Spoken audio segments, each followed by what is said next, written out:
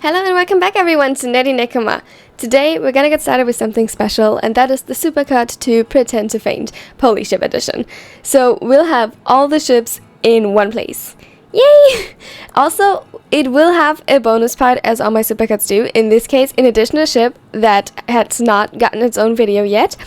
And on top of that, a quick note, this includes the very first challenges I did for this. Which means these videos were some of the first that I ever did. They are almost 3 years old. You can skip them if you want. Personally, I cringe a little bit at the quality of them. However, everyone has to start somewhere, and this is where I started, and I refuse to be ashamed of it. Still, I thought about redoing them. Oh my god. Enjoy.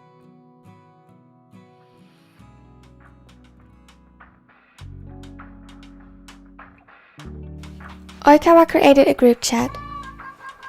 Oikawa added Yamagips and Akashi to the group chat. Yahoo! Hi? Okay, what is going on here? Hello to you too, Yams. Hello, Oikawa-san. Yamaguchi is right though. What is this GC for? Yeah, seems like an odd combination of people to put in one group. Oh Yams, couldn't it be that I just wanted to hang out with the both of you sometime? That would be new. Come on. I mean, I wouldn't mind, but was that really the reason you added us here? Well, you see, I thought... Please stop. That since all of us are in a relationship with 3 boyfriends, it would be fun to prank them a bit. Oh gods, no. What does us having 3 boyfriends have to do with anything? Let alone be a good reason to prank them. Well, 3 times as much fun and affection when they get worried. And 3 times as much scolding and anger when they get mad. Always so negative, Akashi-chan. I'm with Akashi on this. Why should we even want them to be worried about us? Because it will bring out their soft side. I could just ask and get cuddles. Besides, one of my boyfriends is Bokuto, if you might recall. I think it would be hard to find someone more affectionate than him. But it would be fun, okay? What is the prank even about? Pretend to faint. I guess that's interesting. I'm in. Yay! Kashi? Oikawa-san, really, I wouldn't mind doing a prank with you guys, but that one? Aw, come on. It truly is not a good idea for me to do that. Kashi, please? Yams already said yes. We only need you to agree. Kawa, I can't. Come on, Kashi. I'll go first if you want me to, and you'll see it's not that bad. Oikawa is right. It sounds fun. Fine. But if any of your boyfriends freaks out, I won't do it. Yay! Great, Kashi. Yams, the stage is all yours. Wait, right now?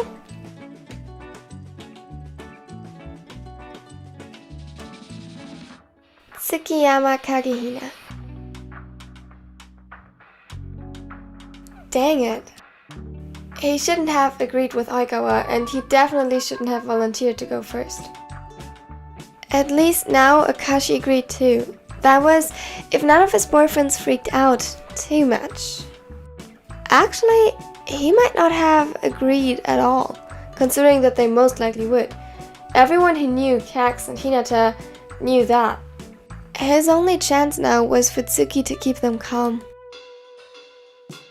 Yamaguchi had to admit that he was curious how this would turn out, even though he wished not to be the first to try. He was on his way downstairs, following the sound of bickering from the living room, when he suddenly tripped. He fell down the last 3 or 4 stairs and landed painfully on his ankle and wrist.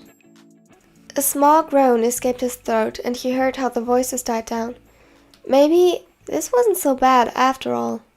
He could use his clumsiness to start the prank. Hinata was the first to arrive in the hallway and stopped immediately, causing Kageyama to run straight into him. What the hell, Boke? Yams? Kageyama's gaze slowly shifted towards the unconscious Yamaguchi laying at the bottom end of the stairs. For a moment, both of them just stared at him until Kageyama approached the green-haired man and carefully checked his breathing. It tickled, and Yamaguchi almost exposed the prank. Tadashi? Please wake up. Hinata's voice was quieter than expected. He almost whispered the words when he kneeled next to the former pinch server. He can't hear you when he's unconscious. I know. Shoyo, it's going to be alright. Don't worry. He placed a hand on Hinata's, which trembled with suppressed sobs, in an attempt to soothe his anxiety. How would you know? Hey, what's this whole shouting about? You are... Tsukishima stopped mid-sentence upon seeing his boyfriend passed out on the ground. Kay, Yams fell and... he's not waking up. What should we... Is he breathing? Yes. Good. He seemed way less collected than expected. All his usual confidence seemed to fade. Why hasn't any one of you called an ambulance yet? Are you stupid? Okay. Hinata's voice was meek, and he visibly shrunk under the accusing tone of the taller. Hey! We are just as worried as you are, and we got here like a second earlier. You could have... I'm sorry, okay? But we need to do something, and... Tsuki? Sho? Hinata yelped. Tovio, it's alright. Yamaguchi looked at Kageyama, who had a bewildered look on his face. Nothing happened, I swear. Tadashi! Hey, Shoyo. The taller nervously rubbed the back of his neck. Kageyama helped him when he sat up, throwing unsure glances towards Tsukishima occasionally as if he expected him to interrupt them. Does your head hurt? Do you feel nauseous? Or dizzy? Do you? No, not really. Do you think we should bring him to a doctor? Tsukishima nodded. Wait, no! That's not necessary. It is, Tadashi. You were unconscious for minutes. As a matter of fact, we should call an ambulance right now. Or rather, should have called an ambulance the second we found you. But, Tsuki, this is not a matter to be taken lightly. Head injuries can be very serious. Hinata gulped audibly. We would just feel better if someone professional would take a look at this. His voice got calmer and more soothing towards the end, but one could still hear the worried tone underlining his words. It was a prank. Yamaguchi's voice was meek, and he almost doubted that any of them heard him. What? Do you mean that, Tadashi? He nodded, eyes glued to the ground. Thank God. Kageyama pulled him in a tight embrace, the others following closely behind. Never do that again, you hear me? I'll die from a heart attack. I agree with Kay. Please, Yams, that was like really scary. Tsuki and Kageyama nodded in agreement. Oh, and sorry that I yelled at you, Chibi. Mean. You love it. Kageyama rolled his eyes. He knew his boyfriends pretty well, and especially Hinata since he was with him the longest. Yes, I do. The ginger gave Tsukishima an affectionate smile over Yam's shoulder since they were still tangled in a group hug. The whole atmosphere had shifted into a more light-hearted mood. That was until they tried to get up. Yamaguchi winced the moment his foot touched the floor, and would have fallen again if it wasn't for Shoyo who caught him, struggling a little under the sudden weight. Hey, the prank is over. Didn't you scare us enough? Dashi? What's wrong? Is this still part of it? The former server smiled sheepishly. No. The prank was to feint, but I kinda tripped and fell. I just thought it would be a good point to start. Tsukishima helped Hinata carrying Yamaguchi to the nearest kitchen chair. All three of his boyfriends looked at the injured expectantly. What hurts? Are you really okay? Yes, don't worry, Sho. I just landed badly on my wrist and ankle when I tried to avoid the fall and, well, failed. He laughed, embarrassed by the whole situation. Are you sure you didn't hit your head? He nodded. Alright, we'll get some ice for you. I don't think we have any at home. Then we'll get it from the store, dumbass. The middle blocker rolled his eyes. Shoyo, stay with Yams in case something happens. Kageyama was already on his way out, grabbing his keys in the process. You tell him if you start to feel nauseous or anything, and Sho, if he does, call an ambulance immediately. Not me or Kags, ambulance first. Hinata nodded seriously and tried to look as confident and reliable as possible, even though his face was pale and he started to tremble a little again. Tsuki, stop. You're making him anxious. I'm fine. He sighed. I know. I just wanted to stay that way. Tsukishima-kei, I'm waiting!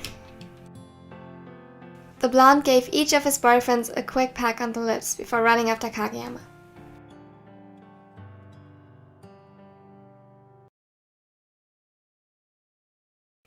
In the GC.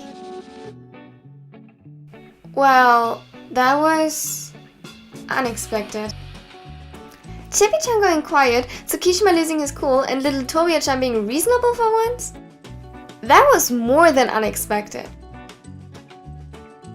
But none of them really freaked out, so Akashi? Technically, Yams is right. It's your turn. Come on, you promised.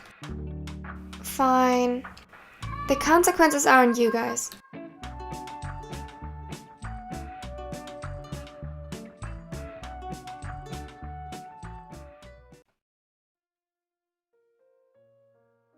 BokuAkaKuroKen. He might have said that the consequences were on them, but Akashi knew that in the current situation, he was the only one responsible for such a stupid prank. He sighed and tapped with his fingers on the kitchen counter, impatiently waiting for something, an excuse, not to do the challenge. Nothing happened. Deliberately, he took his glass and made his way towards the living room. His nerves got to him, and he actually started to feel a little lightheaded. Shivers ran down his spine. Keiji, are you alright? Here goes nothing. Akashi collapsed, his glass still in hand, which made a loud noise the moment it touched the floor. Luckily, it didn't break. Keiji! Kenma jumped up and kneeled next to Akashi. He never realized how scary it was to witness one of his beloveds suddenly passing out. It shook him to the core, and for a moment, he was frozen in place. Kenma? Keiji? Is everything alright? No. Kazoro! Tetsu! As soon as Kenma found his voice, he screamed their names at the top of his lungs. Immediately, he could hear footsteps coming closer. Keiji! Kuro, who had been working on one of his assignments, was the closest to them and the first to arrive. Bokuto followed close behind. Immediately, they rushed over to them, and Kuro checked Akashi's breathing and searched him for obvious injuries. The ace, on the other hand, pulled Kenma close to his chest, who hadn't even realized that he was sobbing. Shh, it's going to be okay. I'm sure it's nothing serious. How would you... His words were interrupted by hiccups, and he could barely construct full sentences. Kenma? This was enough. He never should have done this. Keiji? Yes, it's me. I'm here. I'm alright. Kenma took the hand that Akashi offered and held tightly onto it. Do you still feel lightheaded? A bit, but... He looked at every one of them before looking down, ashamed. This was supposed to be a prank. Silence filled the room. Minutes passed, and it became more unbearable with each second. A prank? Kuro's voice was almost cold. Akashi nodded. Akashi, this isn't funny! I know. Oikawa took me into this. That doesn't make it better. You still chose to do it. I know. You had us worried sick. He expected Kuro to get up any second now and leave him here. He would deserve it. But he stayed. He kept his distance, didn't touch him, but he stayed. What did you mean by it was supposed to be? Well, I actually felt a bit dizzy. Nerves, I guess. Kuro put a hand first on his neck to feel for his pulse and then on his forehead. You're burning up. Looks like this wasn't all a prank after all. Good timing, I guess. There was still a bitter edge in his voice. Tetsuro, I'm sorry. He didn't reply. Ko, can you take care of Kenma? I'll get Akashi upstairs and help him get comfortable in bed. He needs to rest. Bokuto nodded. I would ask you to prepare soup or something alike, but I trust neither of you alone in the kitchen, so please wait for me to come back. Both of them started pouting, and Akashi chuckled a little while Kuro helped him to his feet. Upstairs, Kuro all but buried Akashi in blankets, doing everything to make him comfortable, all while not saying a single word. Tetsuro, I'm truly sorry. I know I shouldn't have done this. Get some rest. Tears gathered in Akashi's eyes and he held onto Kuro's wrist when the taller attempted to leave. Kuro sighed, his expression turned from a little shock to caring upon seeing the teardrops running down the ravenet's cheek. He placed soft kisses on the too warm skin, effectively kissing them away, and gently loosened Akashi's grip on his wrist. I can't say I'm thrilled about your little prank, but that doesn't change how I feel about you. Hardly anything could ever do that, so please, don't worry about my feelings towards you. I won't care for you any less because you did something stupid. But you scared me.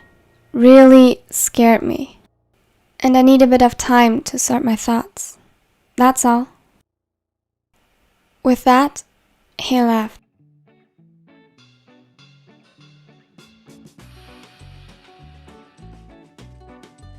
Akashi, are you okay? Yeah, I just caught a cold as it seems. I didn't thought they would get mad, to be honest. I'm sorry. Not your fault. I agreed after all. Besides, you couldn't know. Know what? What's going on, Kashi? I'll tell you another time. It's kind of a long story. Okay. Anyways, I guess I'll go next. You are literally the last one left. One question before you go.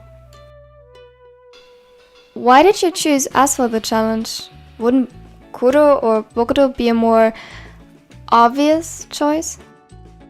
Not that I'm complaining. Agreed. I would think you'd choose Shoyo for things like this. I mean, I get why you wouldn't want to try to convince Tsuki or Kax. Oh, don't worry, I'll get them to do the challenge soon enough. Not what I meant. Oikawa, no.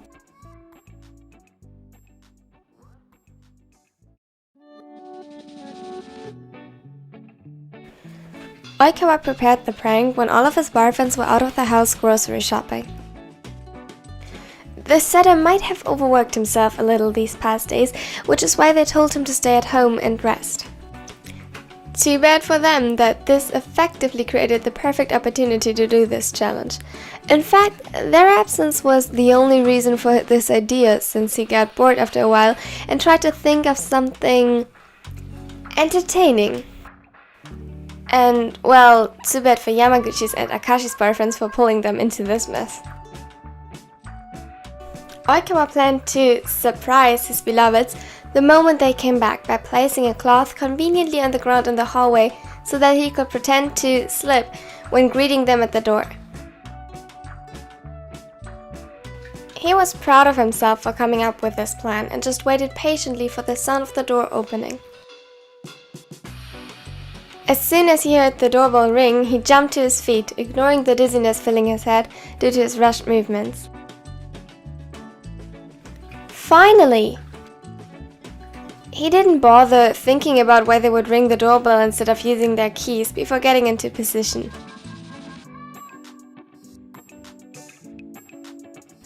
The first thing Iwazumi noticed when he arrived at home was a package in front of their door.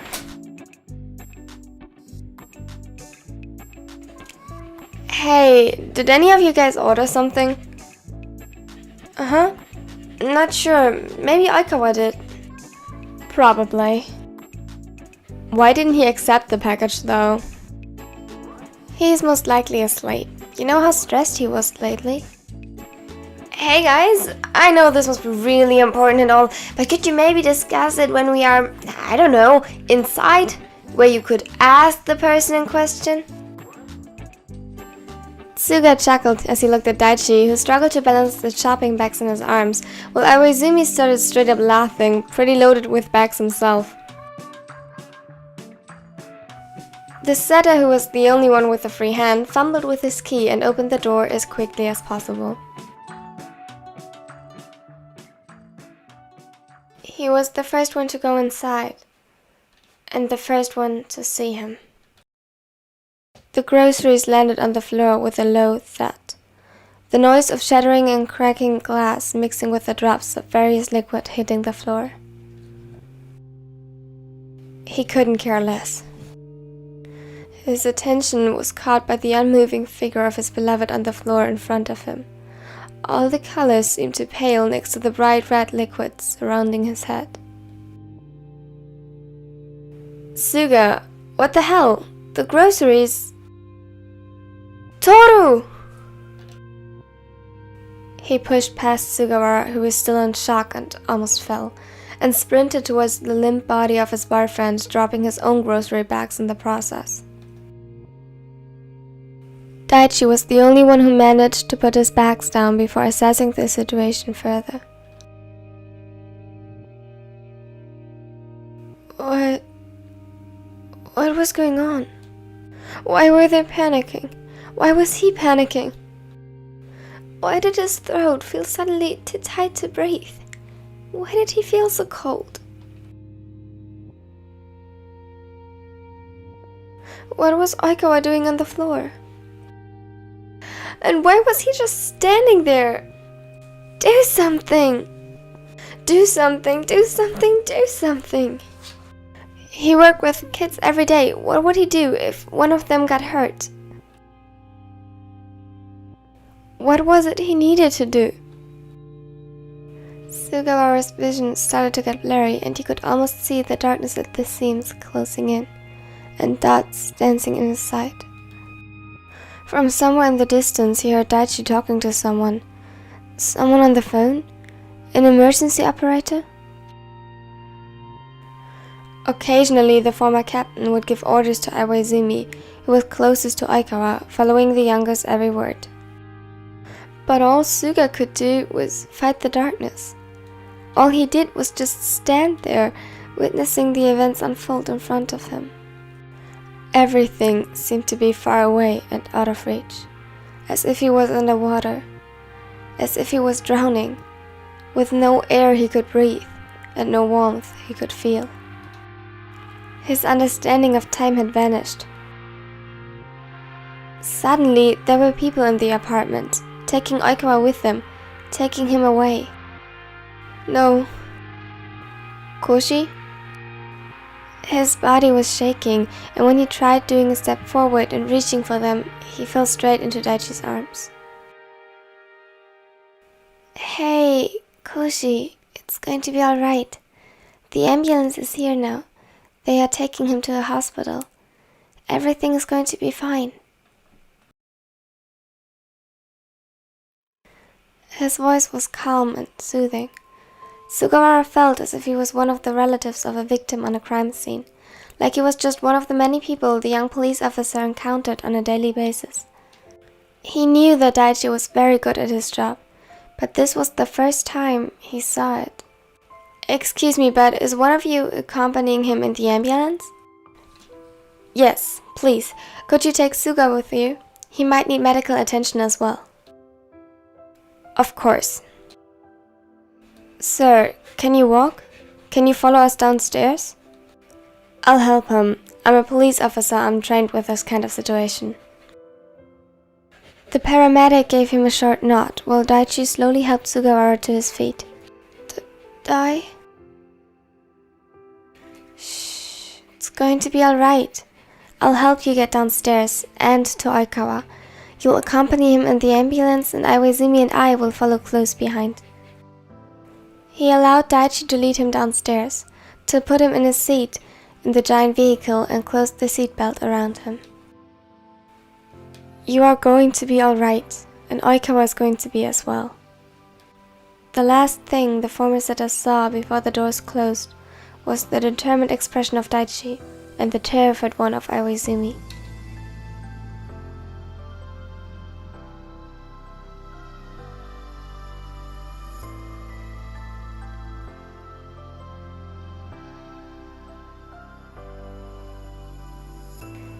Do you think he is alright?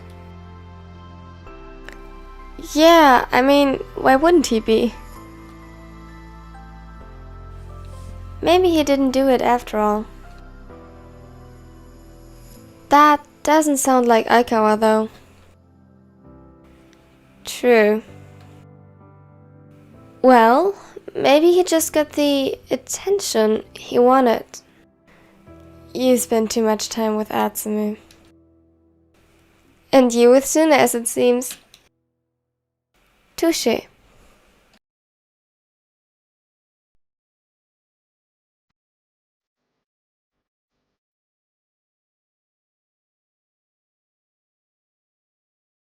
Atsuma created the Time for Drama GC.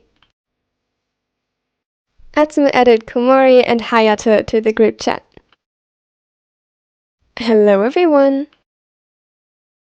Hi. The GC name sounds promising and terrifying considering you chose it. What is it, Atsuma? First of all, that's not terrifying, thank you very much. Second, I just got some very interesting news from Show, though they can hardly be considered news anymore since it's been so long. I can't believe you didn't tell me sooner. Tell you what, I'm getting curious, just spit it out already. Yes, so apparently Yamaguchi pulled a prank on them by pretending to faint. And you thought it would be a fun idea to recreate that with their boyfriends? Wouldn't it? Well, it sure sounds interesting if you ask me. Though considering Kenjiro is a doctor in training, I doubt I'll be able to fool him. You just gotta wait for the right moment. You mean the right moment for maximum impact, when they'll worry the most?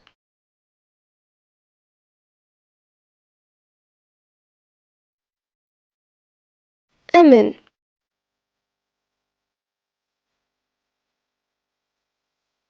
I can't leave my future brother-in-law hanging, can I now?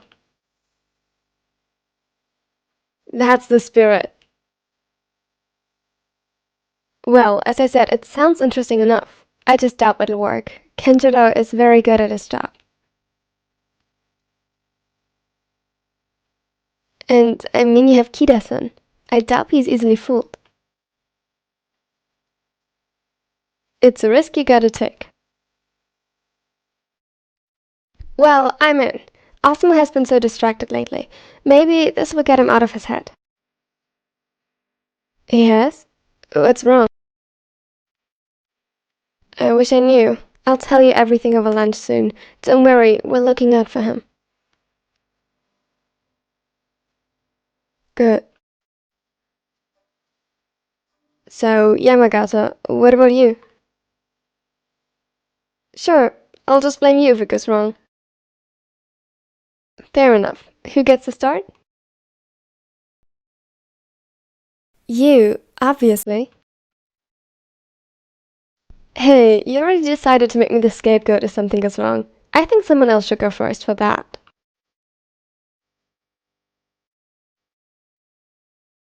Well, as you said, I need to wait for the right moment.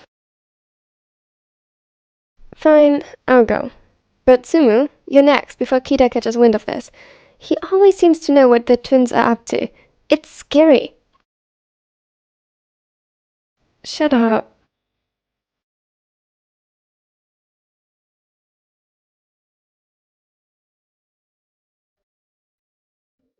Alright, think. Komori let himself fall onto the bed, his eyes straying to the empty ceiling as his thoughts drifted off.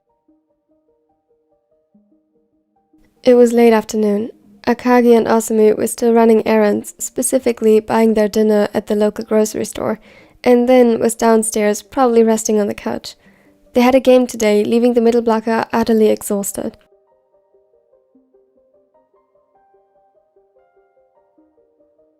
Komori himself felt the aftermath of the demanding match. Although he had perfected his technique throughout the years, he felt new bruises blooming on his skin and his muscles were sore from the strain.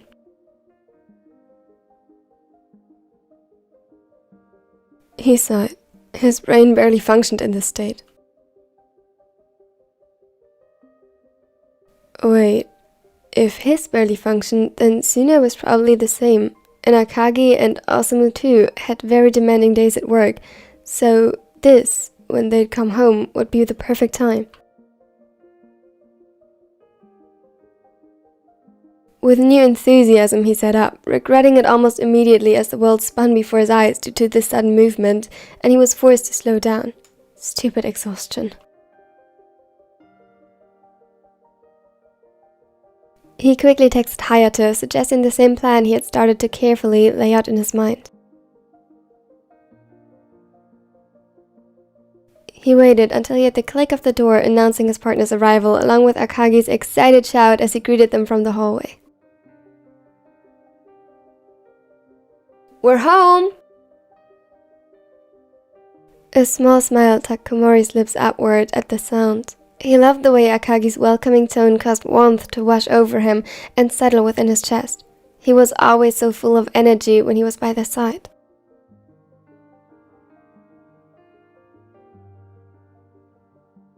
Komori quickly found his way downstairs, not letting the challenge keep him from greeting his partners. As soon as Akagi came into view, he threw his arms around him and put maybe a bit too much of his weight onto the other, who yelped at the sudden impact.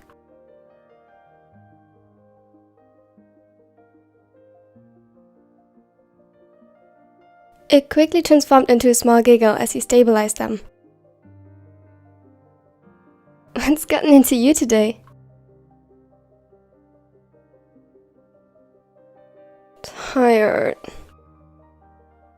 He whined and buried his face against Akagi's shoulder. Behind them, a low chuckle resonated through the hallway, and when he looked up, his eyes were met with the gentle grey ones of Osamu. "How was the match?" A grin spread over his face, and for a moment all tiredness and the challenge were forgotten. "We won, of course." Osamu nodded approvingly and stepped closer to place a soft kiss on the corner of his mouth before kissing him on the lips. Akagi still trapped between them. Apparently, he didn't hide his tiredness as well as he had thought, because when Osamu separated again, his eyes were filled with this very familiar concern.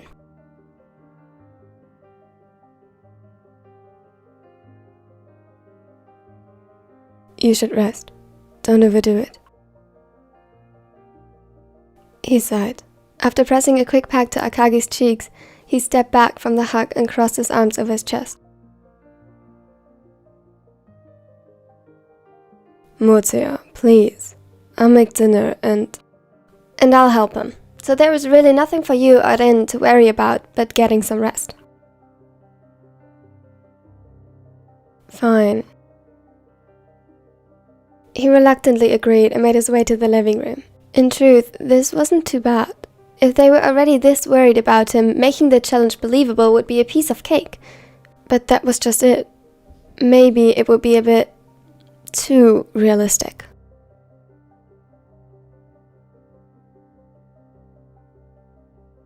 He took a deep breath. First, he would need to find a way to get Suna's attention.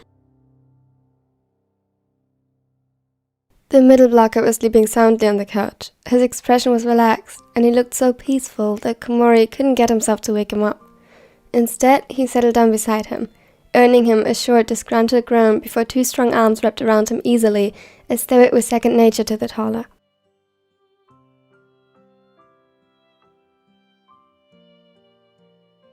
He pulled him closer, still very much half asleep, and nuzzled his nose in his hair and neck before leaving a series of soft kisses in the very same spot. "You're so cute, Toya. Love you. Played really well today." A chuckle bubbled up in his chest as he listened to Suna's sleepy mumbling. He was adorable when exhausted and would say the sappiest stuff. "Love you so much. Too much. You ruined me, Toya." He couldn't help but burst out laughing at that. It took all he had to turn around in his arms as he playfully placed a hand over his mouth. "Shut up, you dork." Suna looked at him through half-lidded eyes. The realization that he was being silenced only slowly setting in, but when it did, all Komori felt was a sudden wet sensation against his palm, and he quickly retreated it. "Make me." He grinned as though he'd won, but Komori refused to give in to his teasing. He sat up abruptly, only noticing on the side how the world blurred once more, and went to get up.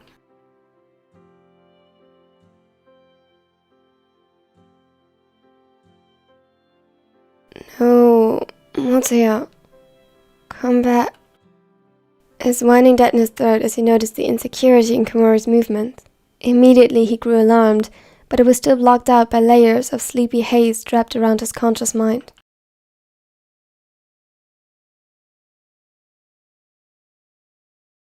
Motoya? Wait. It was too late. In an attempt to get away and start the challenge, he stumbled over his own feet and fell. The last thing leaving his mouth was a small yelp of pain before he forced his body to relax against the ground. He had fallen onto some of the fresh bruises and already regretted it. He heard a string of curses from behind him as Suna stumbled to his feet as well, and for a moment worried he might end up fainting for real, considering how sleepy the toddler was. Suna always had to be careful not to get up too quickly, yet this time he rushed to his side.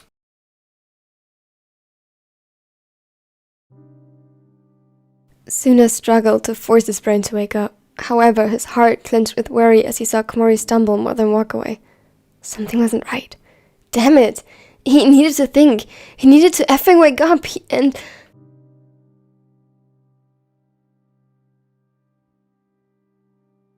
He fell. Komori fell, and instead of steadying himself or softening the fall, he collided hard with the wooden floors. Motoya!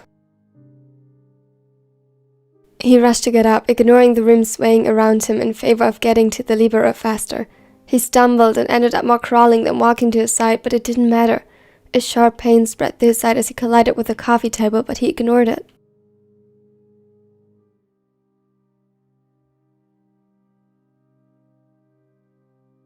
Kneeling before him, he carefully inspected the smaller. There was no blood. Good. That meant he couldn't have hit his head too hard, right? But he could still have... What if he... He let out a frustrated groan, followed by a string of curses muttered under his breath. His sleep-drunken, panic-infested brain refused to comply. He dug his nails into his scalp, trying to calm down enough to think, but it was no good.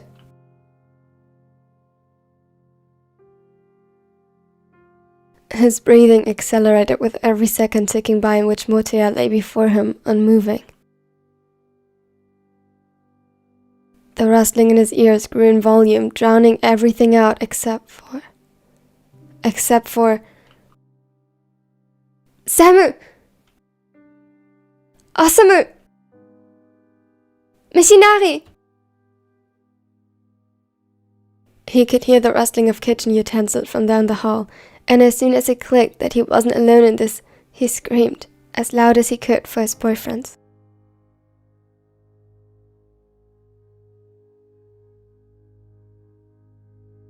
Samu. He choked up, suddenly acknowledging the burning of tears in his eyes as the panic overwhelmed him. Then, what's... He stopped dead in his tracks as he saw the scenery playing out before him. His eyes darted from the tears rolling down Suna's cheeks to the unmoving Motoya next to him, and his chest tightened, heart speeding up in panic. What happened? He rushed over to them. I don't know. He just... Motoya! Akagi rushed to join them, a spatula still in hand. Motoya! Wake up! What? Komori felt bad as he heard their panic. The broken sob clawing its way from Suna's throat was the last straw, and he slowly pretended to wake up. He couldn't take this anymore.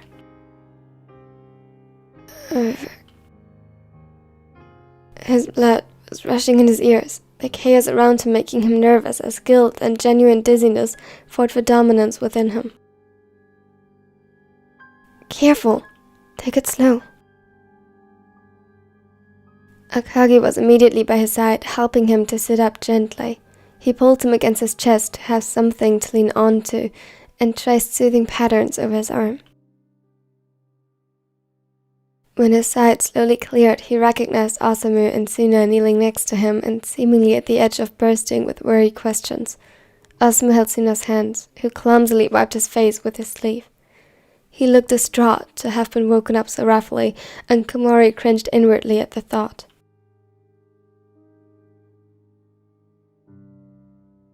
Hey, I'm sorry. Osamu shook his head and stretched out a hand to carefully brush a few strands of hair out of his face before cupping his cheek. Do you know what happened? He gulped, but shook his head. Just got a bit lightheaded, I guess. The gray-haired nodded slowly. I see. I'll get you a glass of water. Dinner should be finished soon. We need to get your blood sugar back up. I can get... No, I don't want you both fainting. The game has obviously been demanding. You two should rest. Suna looked about the opposite of satisfied with the answer, causing Osamu to sigh. Then, love, you're prone to fainting. Better not risk it, okay? I think my heart would about stop if I had to see two of my beloveds faint in one day. Akagi nodded in agreement and Suna pouted. Don't think you can sweet-talk your way out of this. He huffed, but his ears had taken a delicate shade of pink, and he climbed back onto the couch with grumbling. As soon as he was settled, he opened his arms again, and before Komori knew it, Akagi had shoved him straight into the embrace. Look out for him, yeah? Of course. And Motoya, tell us if something feels wrong, or you feel dizzy again. We got you. Komori felt his cheeks heating up at the warm smile the other threw in his direction.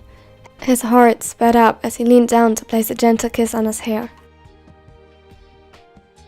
I'll go back to help Samu. No more getting up too fast, both of you. Hey. There was little heat behind it as he pulled Komori closer again. The libero wanted to yell something in return, but it died on his tongue as he felt the slight tremble haunting down Suna's spine and heard his still racing heartbeat. Hey, Rin?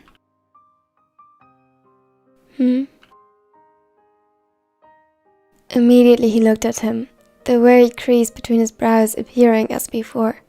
Komori gently traced it with his fingertips to make it disappear. I'm sorry for worrying you. I swear, I'm fine now. I'm glad.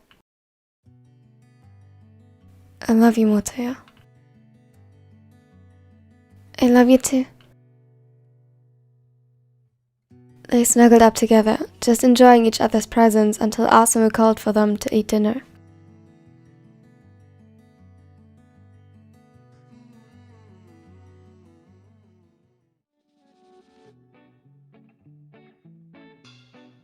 Komori sent an attachment.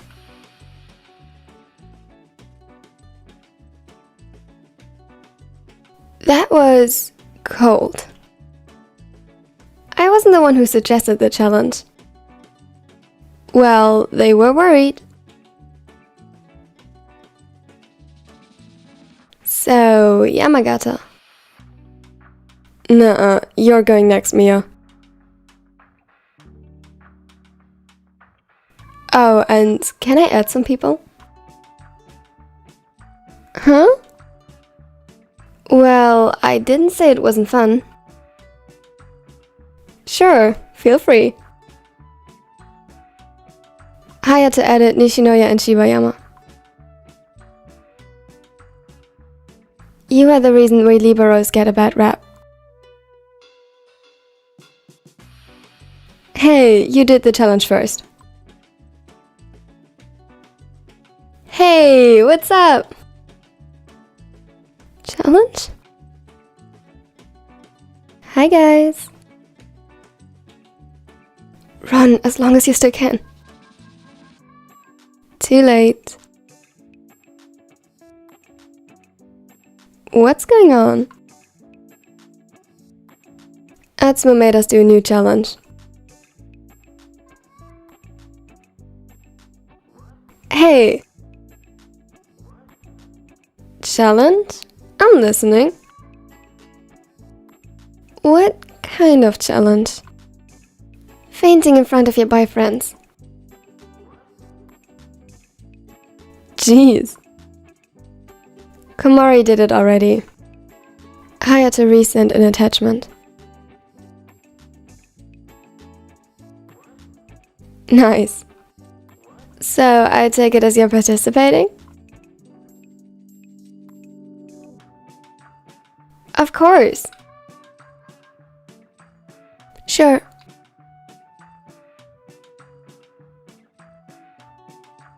Liev might have recently hit all my favorite hoodies as a prank. Nice. So who should go next?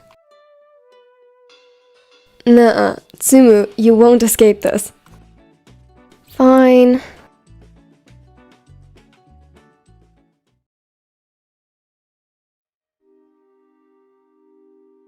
Atsumu sighed and let his arm drop to his chest and his phone with it.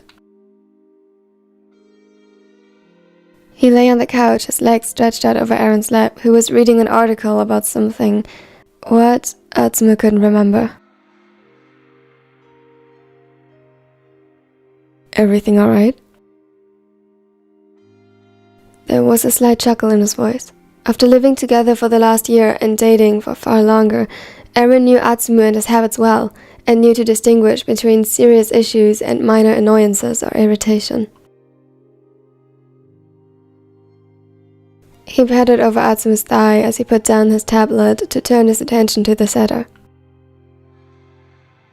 Nah, it's fine. I just can't seem to be able to concentrate on anything today. That could be a symptom of something, right? Perhaps dehydration or just an off day. Anything that could lead to dizziness. He didn't want them to get a heart attack just to scare them a little.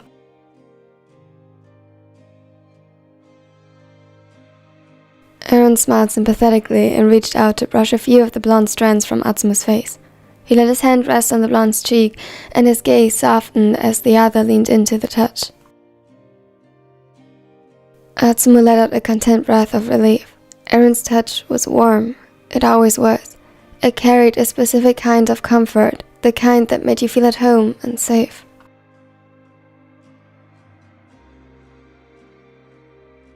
Can I do anything to make it better? We could watch something simple that doesn't require a lot of concentration. His consideration made Atsumu's heart flutter, and for a moment he was tempted to give in, if only not to have to separate from the warmth Aaron provided. But he had suggested the challenge, and he was nothing if not a loyal person. He yawned and stretched. Perhaps later. Where's Jin? In the office. He's still working on some documentation for the farm, but he said he'd be done within the next hour. Good. That left Sakusa, who went upstairs 10 minutes ago carrying a basket of fresh laundry, including fresh sheets for their bed. He wouldn't be done with putting everything away and changing the sheets just yet. Slowly, a plan started formulating in Atsumu's mind. He doubted he would be able to pull this off in front of them, especially with Kita's sharp eye for detail, but if he'd make just enough noise in the hallway, they should be able to hear it. He sat up abruptly and pretended to waver a bit when he got to his feet, just to plant the idea in Aaron's head already. I'll ask him about dinner real quick. I'm getting hungry. I haven't eaten anything yet. That was actually true and earned him a frown from Aaron. He simply forgot sometimes, particularly on days like these that lacked structure. It also was a good explanation for what was about to come.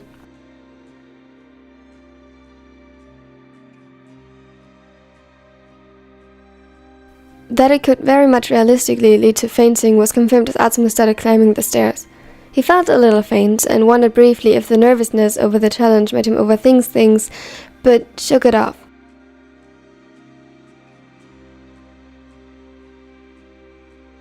Bad idea.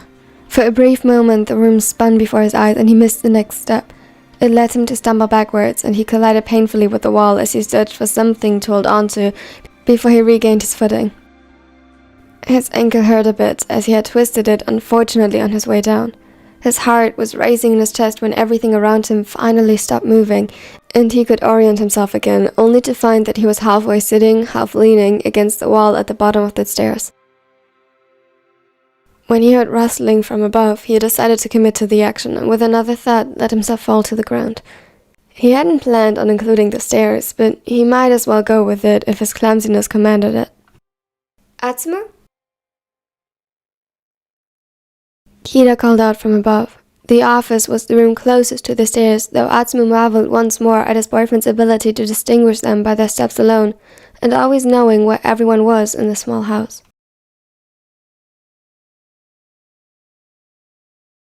Logically, he didn't reply. He heard a chair being pushed back and forced himself to remain as still as possible when steps echoed from above.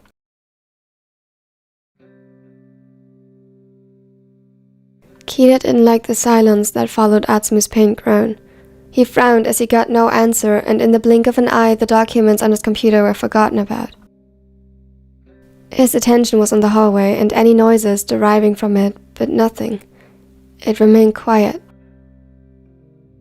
He got up to check if everything was alright. As soon as he stepped out of the room to investigate, the noise of a door clicking open echoed behind him. Is everything alright? Sakusa still had the sheets in hand and looked at him in concern. I'll check. He was just about to descend the stairs to search for the other two when Atsumu came into view. His breath caught in his throat. He forced down the panic that arose upon seeing his partner injured and hurried to get to his side. Atsumu? Atsumu, can you hear me? He didn't touch him as he waited for a response. Nothing. He quickly scanned the surroundings for any spilled liquid or object that could have caused a fall. Anything that could explain the situation or pose a danger that needs to be addressed.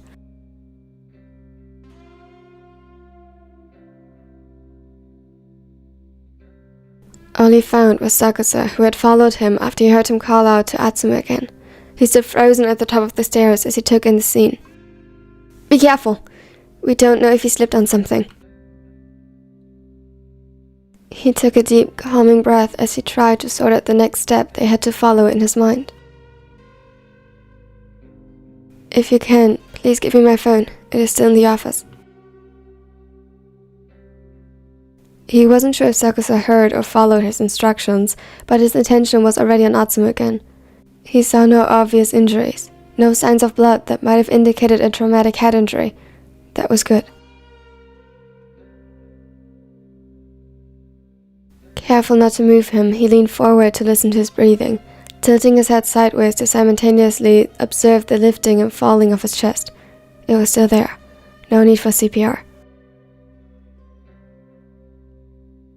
The relief over that did not even reach him as he automatically moved on to the next step on his list, only interrupted by Aaron, who had run from the living room into the hallway as he noticed that something more serious must have occurred. What happened? I'm not sure. He seems to have fallen down the stairs, but I can't find anything that could have caused this. His breathing is fairly normal, if a bit accelerated, and I can find no obvious injuries. However, we have to assume he hit his head considering that he is unconscious. Sakusa behind him winced as he handed him his phone. Not necessarily. He seemed off before. Maybe he just got dizzy and fainted before he even hit the floor. Both can be possible at the same time. We cannot move him unless it's absolutely necessary. I'll call an ambulance. Tsumu.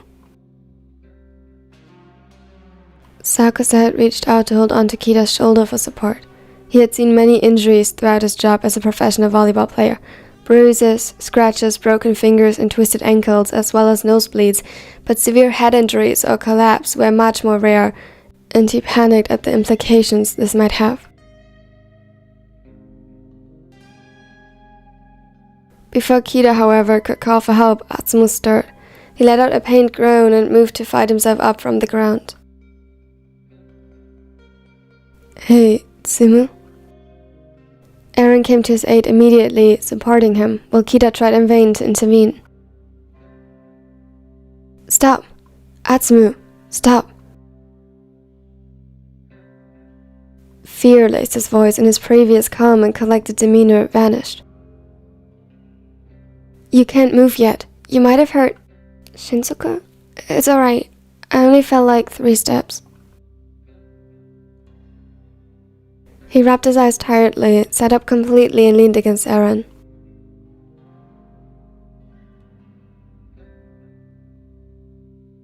How are you feeling? Does anything hurt or do you feel nauseous? Atsumu shook his head and reached out to take Kita's hand to stop him from calling the ambulance. I'm fine, just a bit dizzy. Atsumu, I would much prefer if we get this checked out. You were unconscious for at least 3 minutes. A small, sheepish smile tugged at Atsumu's lips, and he avoided eye contact. About that... Promise to hear me out. What did you do? Sakusan knew that face. He knew it too well. Next to him, Kita seemed to grow suspicious too, because he lowered his phone and observed Atsumu closely. Well, there was this challenge to feint and see how our partners reacted, but... He sped up, trying to get his explanation out as fast as possible as their expressions started. I didn't plan for the whole stair thing to happen. I really did get dizzy and stumbled. I might have forgotten to eat anything today, and, well, then I got up a little too quickly, then I fell down the stairs. And I thought I might as well use that, only when I lay down on the floor, I suddenly felt really tired and sluggish, and I didn't even realize it's been more than a minute. Sakusa took a deep breath to calm himself before getting up abruptly and cursing under his breath. Ami? Kita looked like he was still processing that, but when Atsumu got up to follow Sakusa and flinched, he was by his side again to stabilize him. You said you fell. Did you get hurt otherwise in the process? Only a little. Before he could acquire more information, Sakusa returned, his phone in hand. You are an idiot, Miya Atsumu. How many times have I told you to eat regularly?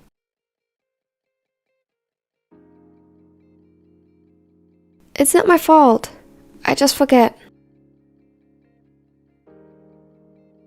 Well, you're gonna eat now.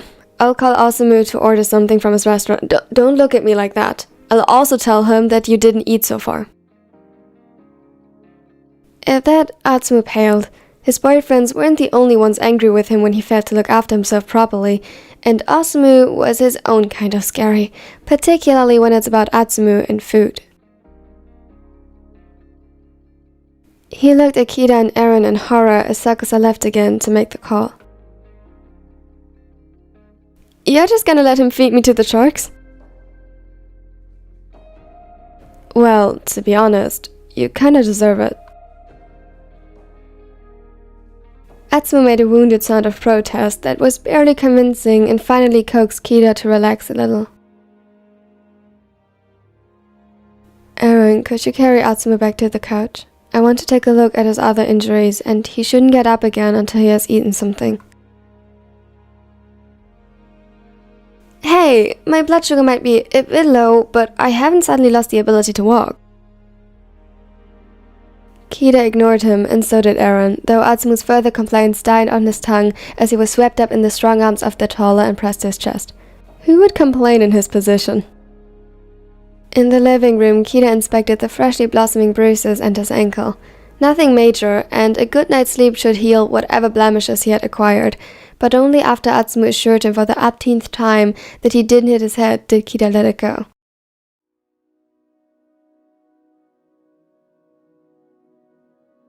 The silverhead sighed and rested his head on Atsumu's knees from where he had knelt down before him. I'm sorry that I made you worry. Apology accepted. I'm glad it wasn't bad. Though, Atsumu? Please try to remember to eat, or let me, or Aaron, or Kyo help with that. This could have ended badly. Aaron hummed in agreement as he placed a glass of water on the coffee table before sitting down beside them again. I'll try. I promise. Thank you. You know that you can rely on us if you need help with anything.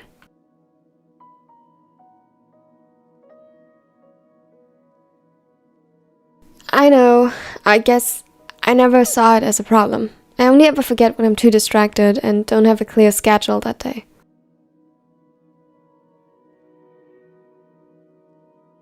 Kita looked deep in thought at that, but when Aaron started to softly play with his hair, he sighed and allowed himself to ease into the touch.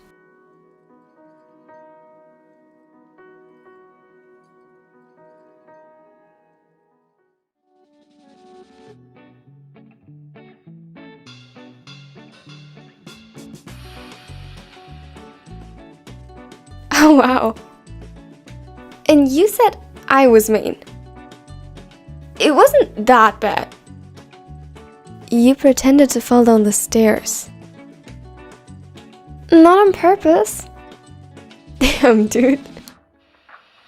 You really gotta remember to eat.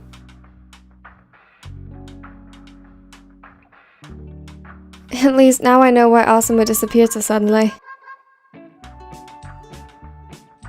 Was he mad?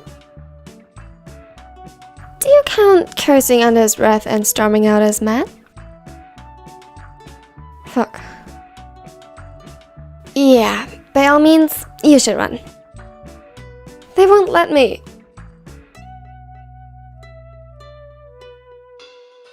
Well, at least you've given me a believable idea now. Kendra always worries about our meal plans. So, you're next? Well, I'm still on my way home, so at max, I could bring some bystanders. I'm home, but I'd like some more time to prepare, please. Sure, I got it.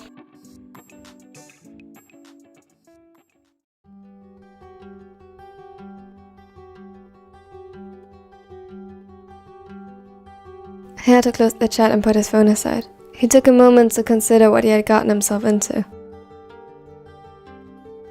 Taichi stirred a little in his sleep, where he had rested his head on the Libra's chest. His boyfriend had worked until late into the night yesterday, and was still exhausted despite sleeping in. As soon as Hayato arrived home and accidentally woke him up, he was dragged into the bedroom to make amends by becoming his pillow. The athlete had very little complaints about the turn of events. He was tired from practice as well, and these rare, calm moments with his boyfriends were ones he valued greatly. Nothing was better than to recharge by cuddling with them.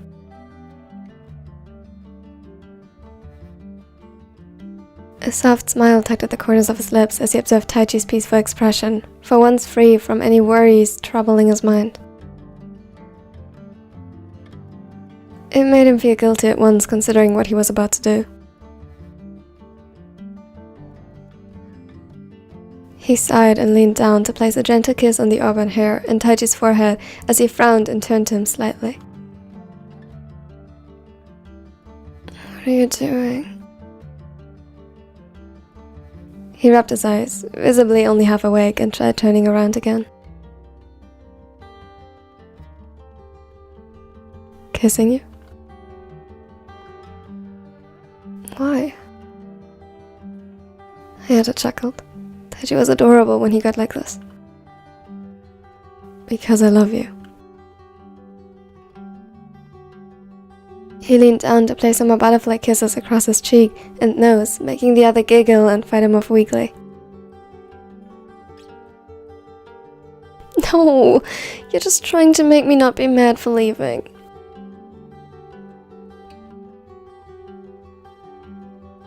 You know me too well. Does it work? He seemed to think about that for a moment before a pout formed on his face and turned away from him. No, traitor. Hayato laughed. But Taichi, I have to eat. I didn't have anything after breakfast today. At that, Taichi stiffened a little and looked him over more carefully. His worry was stifled before it could blossom by his own yawn. See, I need to get some food and you need to rest a bit more. He was about to get up when he felt Taichi tugging at his shirt. Surprised, he turned around and watched him get up as well. You don't have to get up if you're so tired. No, I do. I have slept for way too long already. Food sounds good. He still looked tired, and Hayato hated how much his work seemed to wear him down at times, but he smiled at him regardless, not to let it show. He knew why Taichi took on so much on his own. As they walked through the hallway to the kitchen, the front door clicked open, and Hayato smiled as he saw Semi and Shirabu arriving home. He took a quick detour to the Genkan to greet them.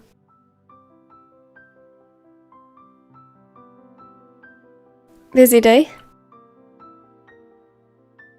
They looked exhausted, and especially the doctor in training seemed to yearn for nothing more than some food and a good night's sleep.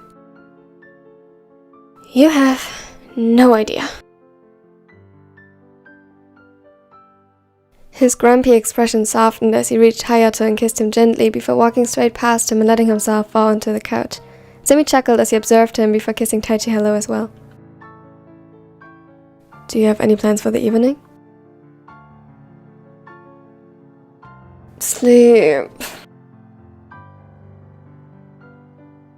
They laughed, though Hayato felt a little bad for their partner. Hayato and I were just about to make dinner. Any preferences?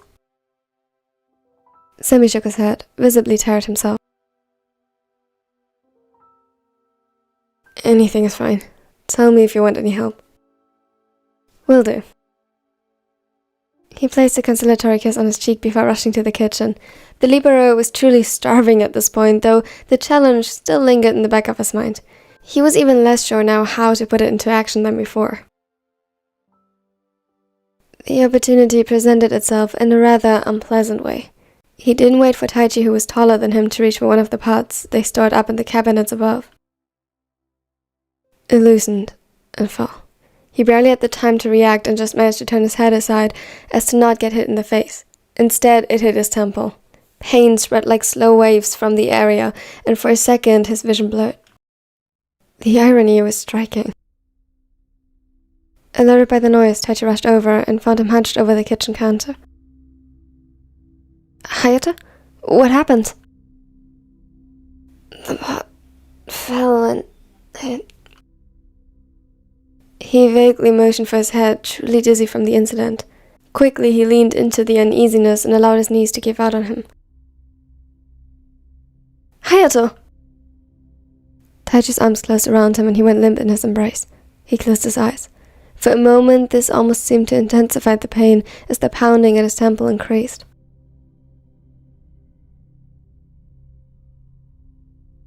Then, closing his eyes helped a little, and he almost forgot to listen for his boyfriend's reaction. Taichi? What happened? What? Get Kenjiro! Quick! Taichi's voice filled with worry, and Hayato could feel his hands tremble where they held him. He had barely moved since catching him, trying to somehow sort his thoughts and figure out what to do next. What happened? Hayato only half listened to the steps quickly closing in on them. Shirabu had automatically slipped back into his doctor demeanor, though underneath it, Hayato could hear the tension and his concern. He decided quickly that it was enough and tried to open his eyes, but they felt heavier than before. I'm not sure, but he tried to get one of the pots and it must have fallen and... A Experienced fingers traced the bruise forming at his temple carefully, and Haikyuu was almost grateful as the slight jab of pain pulled him to the surface. He flinched ever so slightly and then blinked against the dimmed light. Haikyuu, can you hear me? He nodded slowly. It hurt a little. What? He tried to move, but his limbs felt heavy, and as soon as the other read his intentions, Shirabu restrained him. Kenji, why? He whined. His eyes closed once more as the warmth of Taichi's grip pulled him back in. Nuh-uh, none of that. Eyes on me. You gotta work with me here. He tried sounding calm and confident, and hadn't Haikyuu known him so well, it might have worked. This way, he noticed the worry bleeding through, and for his sake, tried his best to follow Shirabu's instructions. Good. Now, I want you to tell me how you feel. Any pain or tired, but dizzy. Pain's okay. Shirabu nodded seriously. He inspected the injury once more before reaching a hand out to Semi. Give me your phone, please. Confused, the other complied, and Haikyuu let out a dissatisfied noise as he used it to hold up a bright flashlight to his face. Before he could complain, Shirabu instructed him to follow his finger with his eyes.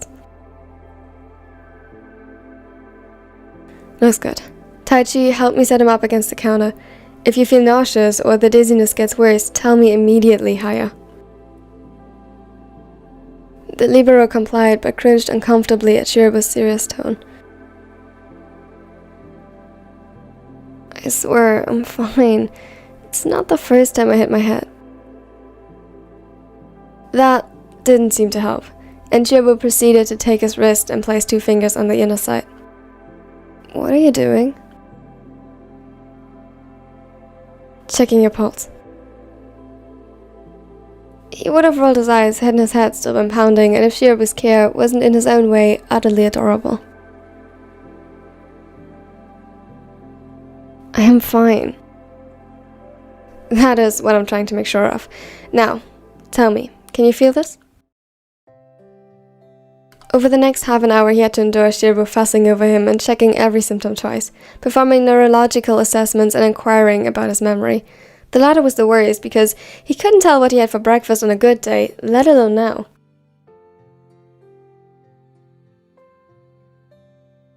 Still, he somehow managed to convince the doctor to be that he was fine for now.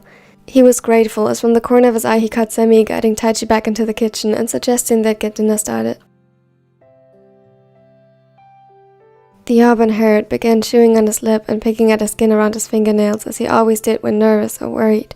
The distraction seemed to help. After Shirabu was, more or less, satisfied with the result of his assessment, he guided him back to the couch. You need to rest. It's not unlikely that you got yourself a concussion. Should you fall asleep, however, I'll have to wake you up a couple of times to make sure you're still okay.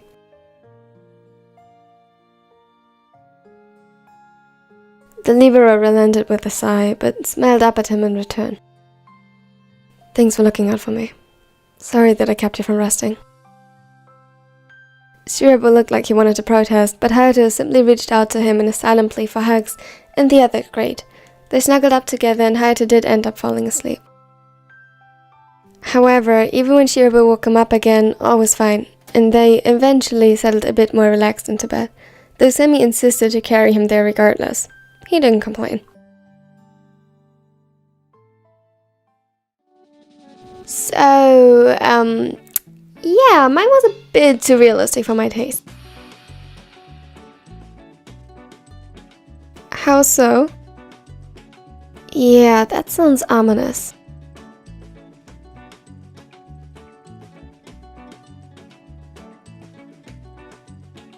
Excuse me?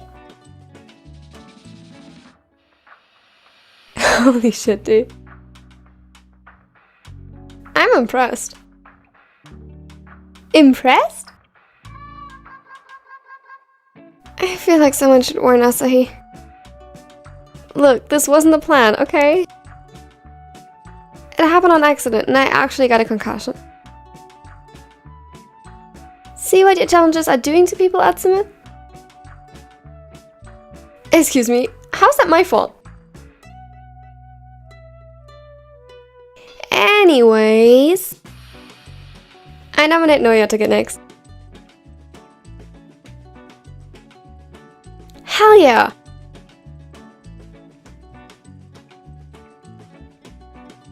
I'm with Shibayama. This sounds like a bad idea. Nah, I need to know how Ushijima intend to react to this. Oop.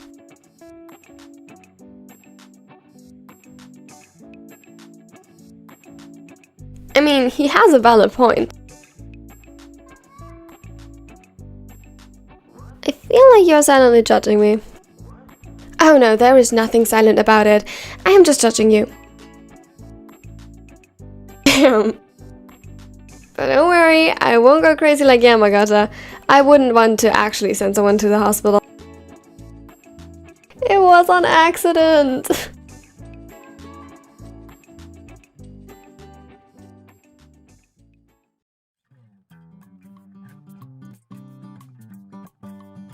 Noya's excitement was probably tangible from afar because the moment he entered their home, Tendo peeked around the corner, a curious look on his face. We've been dating for almost 2 years now, and I still don't know whether that look should spark excitement, or I should tell out your Asahi to run before whatever you came out with kills him, probably via shock. The former libero laughed wholeheartedly at that, before taking off his shoes and walking up to the taller. He swiftly took hold of his collar and pulled him down into a kiss.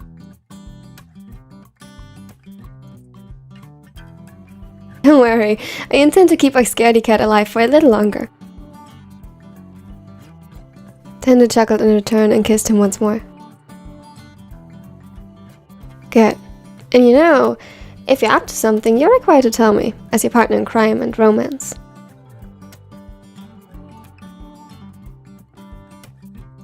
He laughed once more, while thinking to himself, not this time sadly.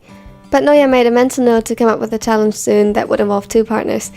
The idea of planning a prank on their beloveds with Saturday was just all too appealing.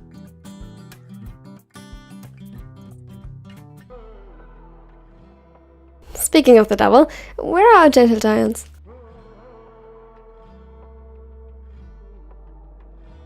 Tendo's mischievous grin melted into something warmer, something softer.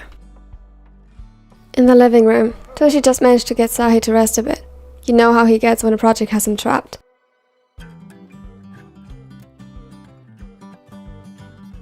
Noya nodded in confirmation, a slight frown setting in his brows. Well, he'd make sure his boyfriend wouldn't even think about overworking himself this evening anymore. No chance.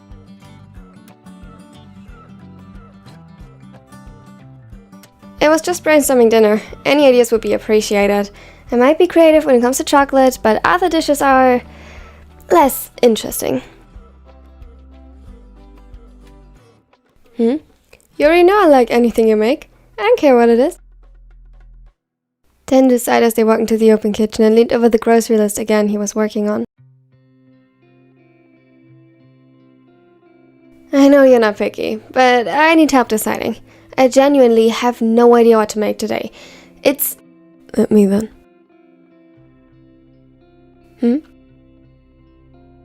He looked up surprised, as did Noya. Ushijima joined them in the kitchen and closed the distance between them with a few steps. He kissed Noya welcome home before settling next to Tendo by the counter, reading through the list.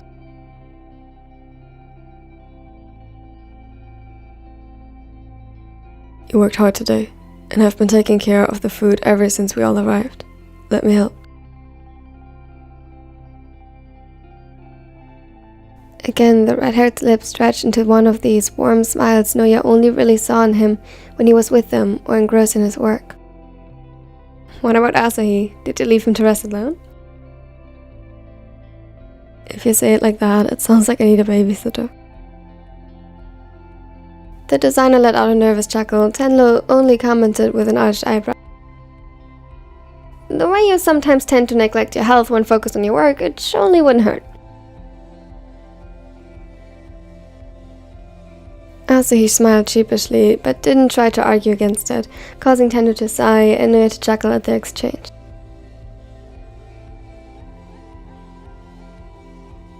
He was glad they had Saturday and Wakatoshi now to look out for the former ace as well. But he got tunnel visioned a lot when it came to his trips and couldn't always be there for him.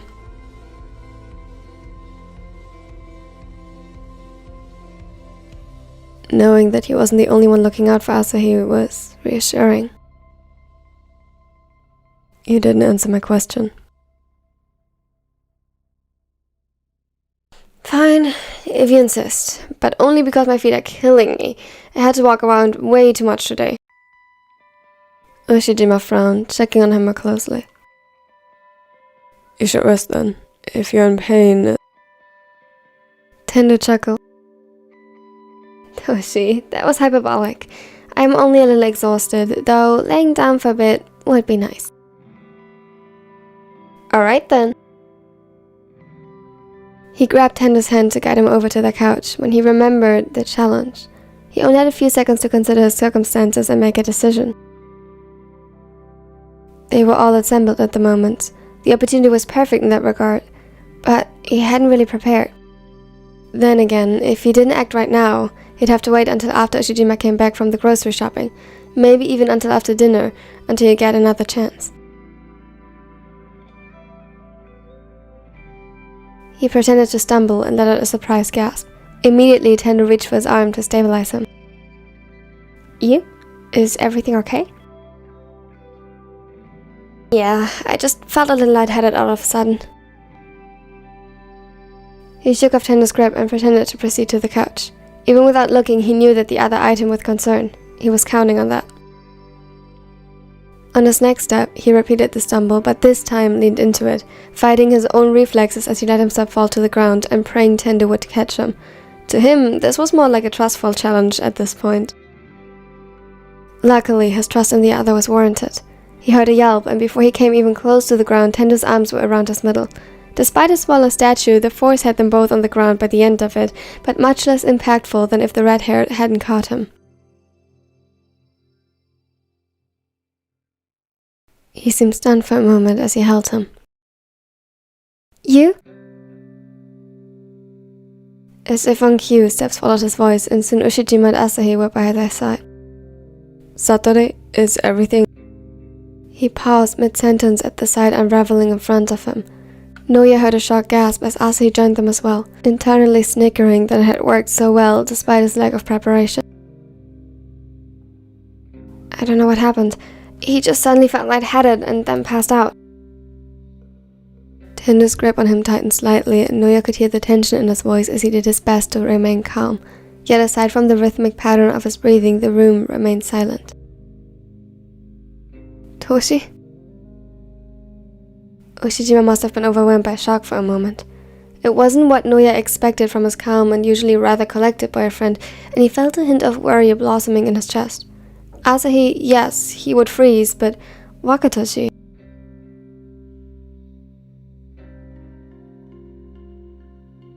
Wakatoshi, please, I need your help. I'm not sure what... We need to put him in the recovery position. Lay him down slowly. Suddenly, Asahi's hands touched his shoulder and he gently instructed them on what to do next. They were shivering, but his voice was almost even. Noya was too stunned for a moment by the turn of events to react, but by the time Asahi dedicated Ushijima to call an ambulance, he forced himself to move. He couldn't let anyone get arrested for calling the emergency line in vain just because of a prank. He stirred and pretended to wake up.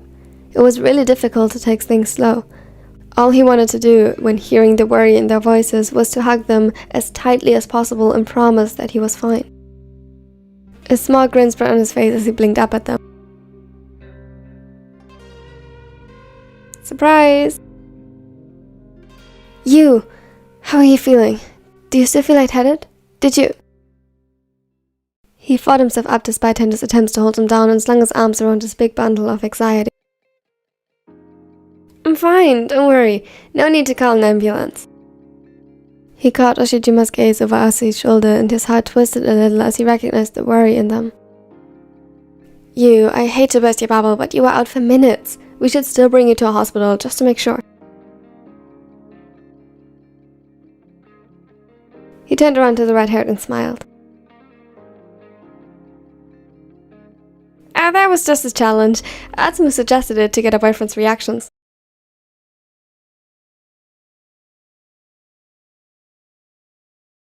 The silence from before returned and he felt suddenly nervous. Then, seemingly out of nowhere, 2 strong arms wrapped around him and he was lifted into Ushijima's embrace. Nishinoya yelped in surprise before melting against the sturdy build of his boyfriend. It was calming to be held by him. Even someone as energetic as Noya was not immune to the soothing effects his warmth had on him. You're an idiot, you. He let out an offended huff, but didn't pull away. For Ushijima to call someone an idiot, he thought he'd never see the day. Tendo behind him chuckled at that, though playfully slapped him up the head as he walked past them. He's right. What did we get ourselves into when deciding to date you two? A lot. Asahi's voice was mixed with this nervous relief that was just all too familiar to the former race. Don't do that again. I was worried. Noya snuggled closer to him, burying his face against his neck as he heard the genuine worry in Ushijima's voice. I'm sorry. I didn't mean to worry you. It took what felt like hours until he was released from the hug and placed in Tendo's care, much to his protest. He wanted to make amends by helping them shopping, but was denied. You, passing out is no joke. What if you get lightheaded again? I told you, it was a prank. Tendo ignored him and just pulled him closer to his chest. Don't worry, I'll make sure you sit still and relax, then you'll be better soon. He could hear the grin in Tendo's voice and knew every escape attempt was futile. Noya groaned but accepted his punishment begrudgingly. At least he got to snuggle with Satori and they weren't too mad at him. Though he wouldn't put it past Asahi to get mad once his anxiety settled. He gulped, quickly thinking over the other options to get back on his good side.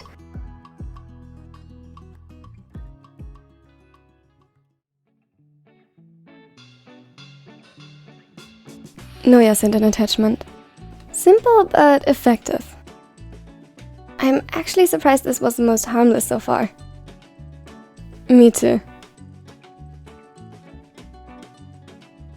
I told you I didn't intend to get anyone into the hospital. Yeah, but the fact that you actually didn't is still surprising. Agreed. Sorry, Noya, but they got a point.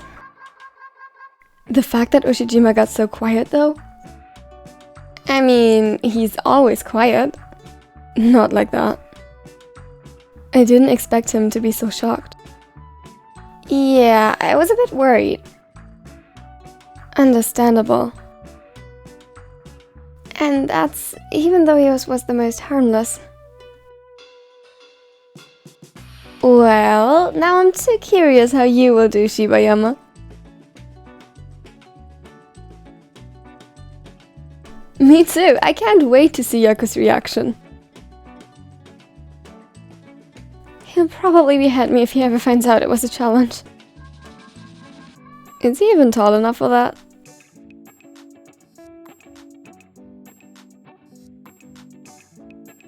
What? Never mind. Atsumu will be his first target. Thanks, Atsumu.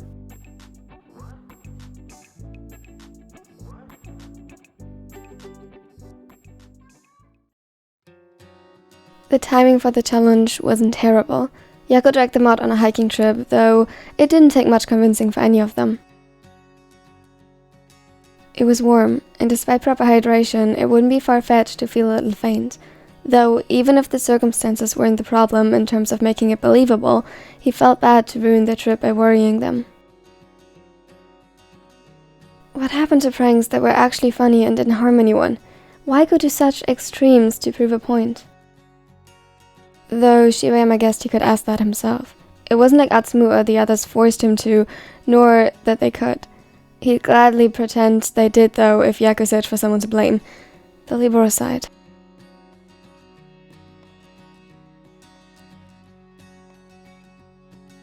Yuki, you good? Isn't the path gorgeous? The F waved excitedly from a few meters ahead. It made him smile as he saw the genuine excitement on his face. As the light filtered through the leaves of the surrounding forest, got caught in his hair, and seemingly illuminated the emerald green eyes, it wasn't hard to guess why he was so popular as a model.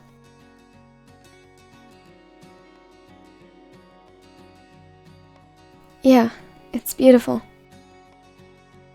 It was like someone had captured the patterns of the saturated dark greens of the trees, speckled with sunlight, and put it into Liev's eyes. Come on, focus, or we'll never reach the top. Yaku walked past him with long strides, making Shibayama chuckle as he saw the telltale blush on his cheeks, telling him that he wasn't the only one to notice their boyfriend's beauty. Mori, have mercy. Some of us left our athletic days behind. Juggling kids doesn't exactly prepare me for this.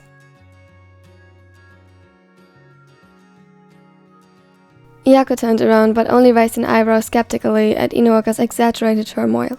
However, he did slow his pace a bit. Inuoka had half a mind to walk up to him and tease him about it. Yori, their Shiba Inu, barked excitedly as he did and followed suit. The pup had great fun exploring the woods around them. Every couple of minutes he'd venture out ahead a bit or to the side before returning, sometimes proudly presenting a twig in his maw and circling them as if to make sure the area was still safe and all of them present. The younger Libero smiled as he observed this scene. He had gotten into his head too much. There was no reason to be grand with the challenge. He'd just pretend to feel faint on their way to the car and enjoy the moment for now. His foot caught on a root and suddenly he tried to regain his balance. The ground beneath him slipped away.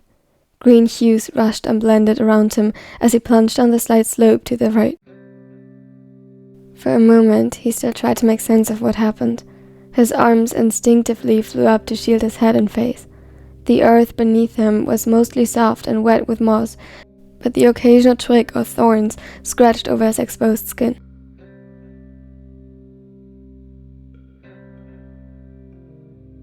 He couldn't distinguish up from down, and was almost certain any attempt to hold on to something and stop his fall would result in broken fingers. His lungs felt deprived of air. He fell surprisingly quietly. Not a sound escaped his throat until his back and neck collided painfully with a tree that finally stopped his fall completely. A quiet gasp was forced from his chest upon impact. Pain radiated from his back and arms as the world around him began to blur. He tried taking deep, deliberate breaths and regain orientation, but the vertigo stayed. He felt like he couldn't move.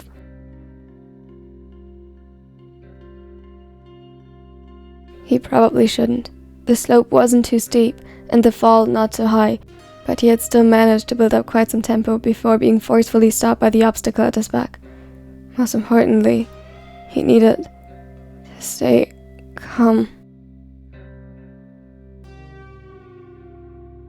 It felt a little as though nighttime was approaching fast as the world darkened around him. Had the others heard his fall? He hadn't been able to yell, but surely it had made some noise. Did he need to call out to them? He tried, attempted to force more air into his lungs, but it seemed futile. The words wouldn't form. Suddenly, there was a loud bark from above, and at once relief washed over him. Of course. Yori. He always checked that everyone was still present. Yori.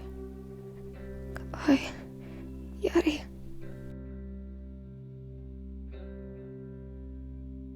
It was a whisper more than anything, but it didn't need more. Soon the barking became louder, and before he could drift away completely, a wet snout sniffed at his face and warm fur grazed over his skin.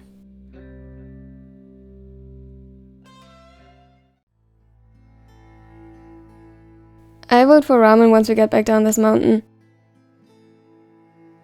But we had that just yesterday. How about tempura and sushi? Sounds both good to me. What do you think, Yuki? He turned around and faltered. What is it? Do you want something completely different? However, Yuki was nowhere to be found.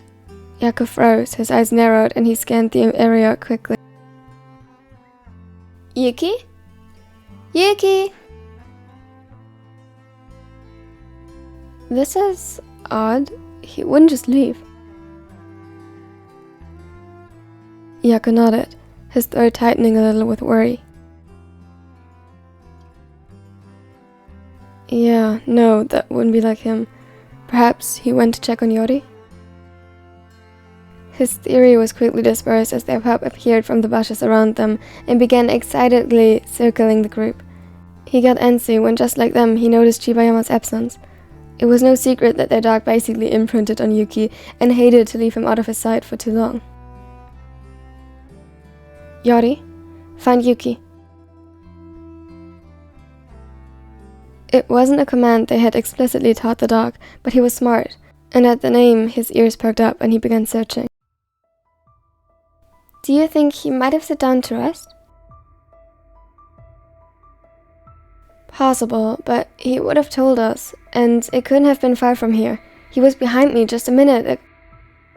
His explanation was interrupted by Yori's insistent bark echoing from a couple of feet down the slope. Yaku tensed and immediately set to go after him. The slope wasn't too steep. If one carefully minded their step, they could descend safely. However, the ground was slick with moss and mud. It had rained a few days back, and the vegetation preserved the water skillfully. Yuki? If Shibayama had slipped, his heart stopped for a beat as he spotted him. Yori had protectively sat down in front of the libero, barking to alert them. Over here! I think he's injured! From above, he heard worried questions being shouted back at him, but he didn't answer them as his attention zeroed in on Shibayama. He knelt down before him, uncaring that his pants began soaking up the muddy water from the ground.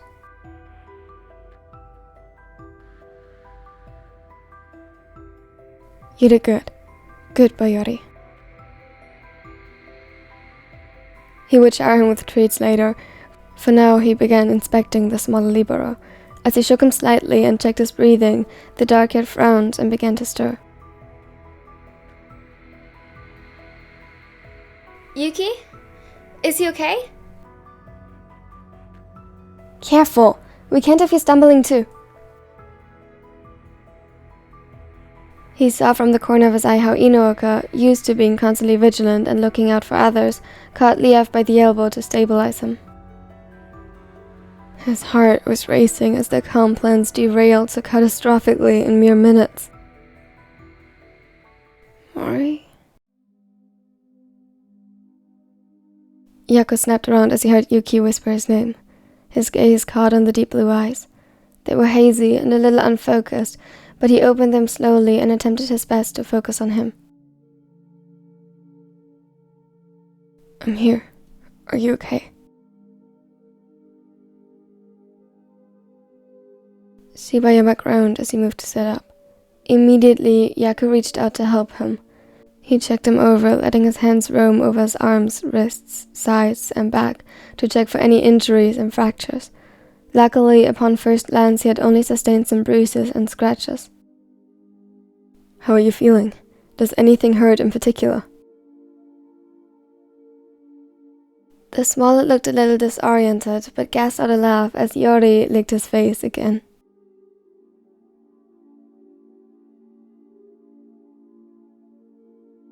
Yori, sit down. He obeyed swiftly but begrudgingly, if his gaze was anything to go by, and allowed Yaku to continue his assessment. The older libero had produced the first aid kit from his bag and started tending to his superficial wounds on his arms and ankles. I'm fine, a bit dizzy, but I don't think it's a concussion, probably the shock. What happened? Leaf knelt down beside them and gently cupped Shibayama's cheek, who gladly leaned into the touch. I got into my head about some group chat I was invited to and didn't focus. Stumbled over a root and fell. Does anything feel broken or like we should get it checked out at the ER? Shibayama paused and took a deep breath as if to test how it felt. Then he shook his head. It wasn't that far, and I don't think I broke anything. Are you sure? Perhaps you should get it checked out, just in case. I'm sure. Don't worry, but I promise to tell you if it doesn't get better or I feel worse. Yaku sighed as he stepped back. The smaller's arms were now wrapped in clean bandages, but his clothes looked dirty and tethered. He leaned down to kiss him on the cheek and wipe a stray tear away. Alright, let's go home. We can order takeout once we get there. They nodded, and without hesitation, Lev had leaned down and swept Shibayama up into his arms. The Libero let out a yelp and clung to him automatically. Wait, I can still walk. It's just some scratches and... Don't even try, Yuki. You get hurt, now we'll take care of you. Them's the rules. Yaku could see a blush creep up his cheeks, and a small smile tightened his lips in response. His heart slowly calmed from the sudden turmoil, but he still might get grey hair from the stress. What was he thinking getting into a relationship with his former teammates when he already knew how unpredictable they could be and chaotic? Though, as he watched them now, Ino-oka joking to make Shibayama feel better, and Lev gently adjusting his hold to make him feel comfortable, with the injured smiling at them, he felt his heart lighten. It was hard to imagine not falling for them, perhaps even impossible.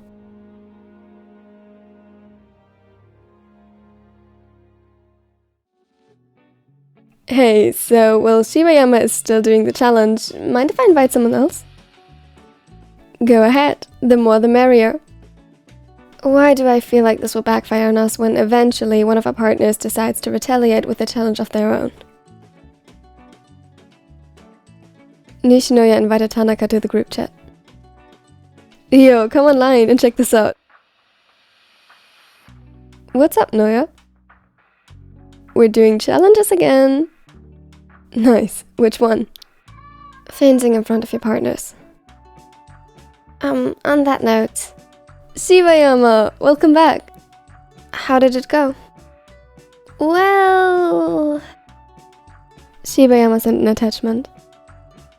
It didn't went as intended. It's always the quiet ones. Damn! It was an accident. Feel that? Jeez, if I were to do that, Chikara would have my head for it. Good luck then, Ryo. I believe in you.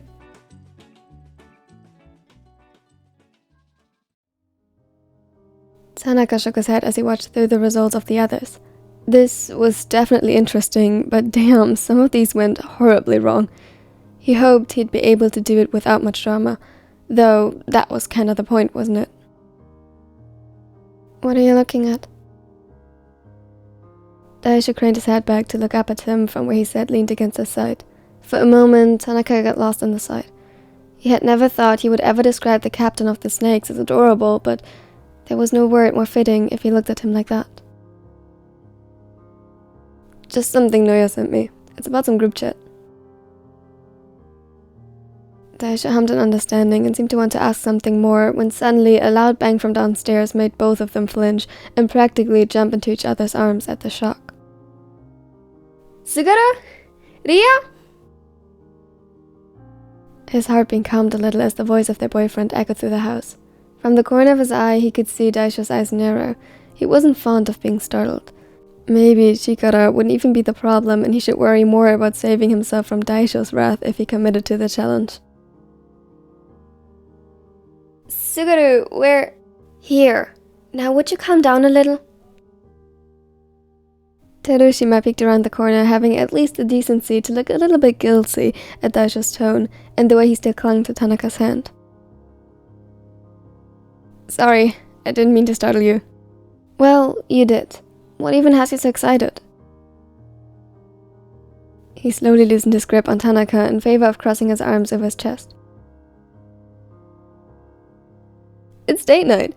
I found this super cute new restaurant I want to show you. I think you'll love it. Tanaka laughed. No matter how many times he saw Terushima's genuine excitement, it never failed to lift his spirits. Are you making fun of me? No, Wait, Yuji, that's not fair. A mischievous smirk tucked his lips upwards as the blonde jumped onto the couch and began tickling Tanaka as revenge. Daisha wisely snuck out of the way, observing their chaos boyfriends from afar. Stop it! I wasn't even making fun of you! Reluctantly, Terushima stopped and rested his head on Tanaka's chest as he pouted. But you laughed at me. Yeah, but only because I thought you... He was interrupted as the door shut again loudly, and Daisha flinched, visibly annoyed. However, this time, Enoshita's apology followed right after. Sorry, that was an accident. He sounded exhausted. The other three exchanged a quick glance. They heard a sigh from the hallway as the physiotherapist put down his bag and walked inside. He looked like he sounded more dead than alive when he finally joined them. He didn't even pause to take in the scene as he let himself fall onto the couch. Daisha smiled in sympathy and gently patted over the dark strands of hair. Had an exhausting day at work? You have no idea. Aww, poor Chikara. Don't worry, date night will cheer you right up. I found a super cute, calm restaurant. You will love it. Enoshita lifted his head a little, looking at him, a bit dumbfounded. It took a few seconds for the information to sink in. Right, date night. Terushima visibly slumped in on himself as he saw the hint of dread on Enoshita's face. Of course, the other noticed and immediately set up to soothe him. No, I mean, I'm excited. Just tired. I kinda thought it was still Thursday, but it's alright. Give me a moment and I'll be ready. He got up, a bit unsteadily, aiming for the bathroom. Chikara, are you sure you don't want to stay home and rest? Yeah, we can go to the restaurant next week and do a movie night today. No, I'm fine. I'll be good as new once I showered. His reassurance did little to soothe their worries. Even Terushima didn't appear as excited anymore. Well, I guess we'll just have to take his word for it. They exchanged another meaningful glance, loaded with what hadn't been said out loud. They'd have an eye on Enoshita and make sure he doesn't overdo it in an attempt to make them happy. Tanaka, for his part, had already decided to postpone the challenge to tomorrow.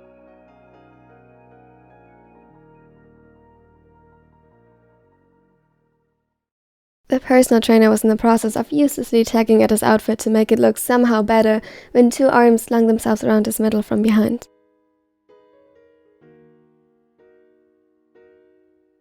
You always put in so much effort. Says the one who literally uses my connections to my old teammates to get fashion tips from an international designer.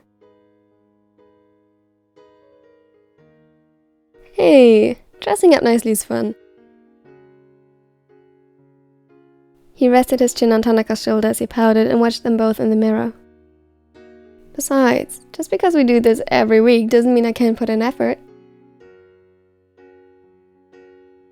Exactly. After all, where would be the fun in it if not to make you at least a little bit flustered? Terushima chuckled and placed a kiss on his neck, which made Tanaka shudder. You look stunning. I almost wish to keep you here instead. And maybe that you'd grow out your hair and let me style it a bit. Tanaka let out an amused huff and nudged him in the side teasingly. You have Sugata and Chikara for that. I didn't know you were starved for customers. As if I would charge them. They're my boyfriends, not customers. Fair, but then... Ryo? Yuji? What's taking so long? How rude of us. We kept them waiting. Tanaka laughed at his overly dramatic tone and grabbed his hand. Come on, before they get mad. Downstairs, they were greeted by the stunning sight of their boyfriends all dressed up for their date, and Tanaka's heart skipped a beat at the sight. However, it was dampened by Enoshita, who looked even paler in the dark blue suit jacket. Chikara, are you sure you'll be fine? Yes, I'm fine. Let's go before they close. Tanaka begrudgingly followed his example and put on his shoes. Something felt off, and he didn't like the feeling one bit. Terushima seemed to agree, but any attempt to address the issue was shut down by a single glare from the former Karasuno captain. They hadn't even made it halfway down the street when Daisho faltered. He was holding hands with Enoshita and noticed first that something was wrong. Chikara? Are you... I'm fine. We just don't have to rush like this. We're not really... Chikara! Enoshita suddenly seemed to almost collapse in on himself. Daisho was immediately there to catch him, but the surprise affected his balance. Tanaka rushed over to help, and together they managed to sit him down on a bench nearby. His breathing was shallow, and for a moment he didn't seem entirely present until his eyes focused again and he frowned. I'm fine, just a little lightheaded. Before any of the others could address the obvious lie, Tanaka cupped his face and looked at him sternly. No, you're not. You're overworked and exhausted. You might be thinking you're doing us a favor by pushing through, but you're not. You're worrying us. Your well-being is more important and you need to rest. Everything else can wait. Enoshita gulped and sighed. He gritted his teeth together, searching for an answer when Terushima already intervened. He's right. Chikara, please don't do this. I don't want you to get hurt. But you were really excited for date night, and we haven't missed a single one since we started dating. We already told you, we can have a movie date night at home. There's no reason to push yourself like this. We can do that every day. How is it special? We'll make it special. Everything is special as long as you three are with me. Terushima's wide grin betrayed no lie, and Daisho blushed at the statement. Enoshita sighed and begrudgingly agreed. Fine, I guess. Rest would be nice. Without preamble and ignoring any protest, Tanaka swept him up into his arms and led their way back home, where Daisho prepared snacks and Terushima used blankets and futons to create something just short of a pillow fort. That Enoshita was fast asleep just 5 minutes into the first movie bothered none of them.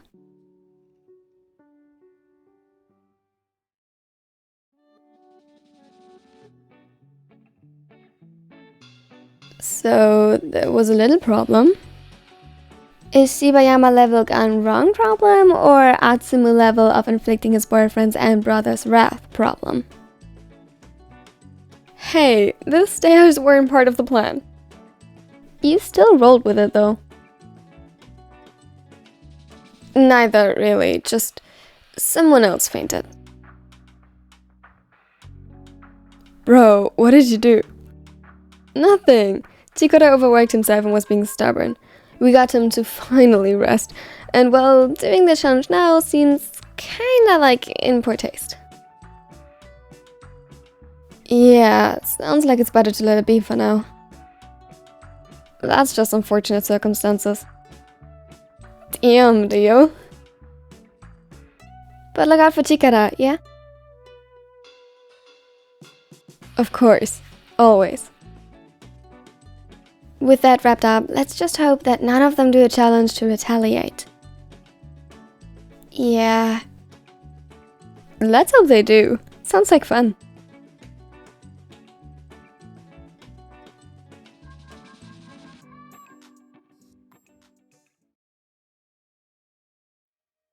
Yahaba kicked off his shoes in the gang count before half-heartedly putting them to the side. He was usually more careful about keeping the place organized, but today he couldn't be bothered. His shoulders hurt, his back felt 1,000 times heavier than usual, and he could barely think straight anymore. There you are. We already wondered if you had been abducted by aliens. A tired smile spread on his lips as Yu beamed at him. His smile was bright and warm as always. Without hesitation, Yahaba allowed the toddler to pull him into his arms. He slumped against the firm chest of his boyfriend and took a deep breath. His scent was soothing, like a warm breeze on a cold winter night.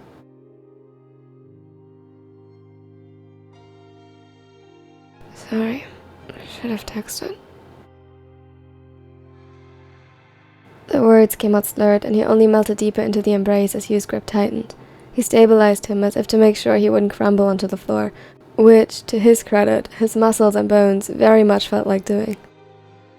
It's alright, though a bit longer, and I think it might have cost Kentaro to organize a search party. A weak groan escaped his throat in protest, and he looked up with a pout.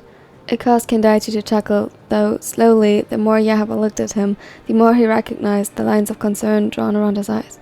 He sighed internally and took a careful step back, straightening his back. You guys seriously need to stop worrying so much about me. I'm okay. He gave him what he hoped was a reassuring smile and walked inside to put his back away. You are also much more tired than usual. Kunimi, who had evidently listened to the whole conversation, leaned nonchalantly against the doorframe, yet there was something skeptical in his expression. It irked him more than it likely would under normal circumstances. How would you even know? You sleep enough for the both of us. Kunimi raised an eyebrow, but his eyes narrowed a bit. The skepticism written on his face, clear as dawn, didn't improve Yahaba's mood. And a lot more prickly. That's usually Kentaro's job. The other's jaw tightened, and he stepped further into the hallway without sparing him another glance. Well, I'm exhausted, okay? Doesn't mean I have to be babied. That's not... We didn't mean to... Akira! Kendaichi turned around to Kunimi again, his voice half accusing, half pleading, as if asking for him to fix it. Yahaba didn't wait for them to figure it out, and come up with a plan that likely involved questions that were supposed to be caring, but which he absolutely couldn't handle at the moment. It would also mean he'd have to apologize to Akira. He hadn't been fair to him. Yet his nerves were stretched far too thin at the moment to do so, let alone entertain the consequences of it. He couldn't tell what of it had gotten under his skin so precisely, but the remark made him feel weak, and worse, as though they saw it. What a stupid thing to get upset about. He straightened his back in a desperate attempt not to slump over the moment he let himself fall onto the couch. The soft cushion practically lured him to lay down and forget about the responsibilities he still ought to tend to this evening.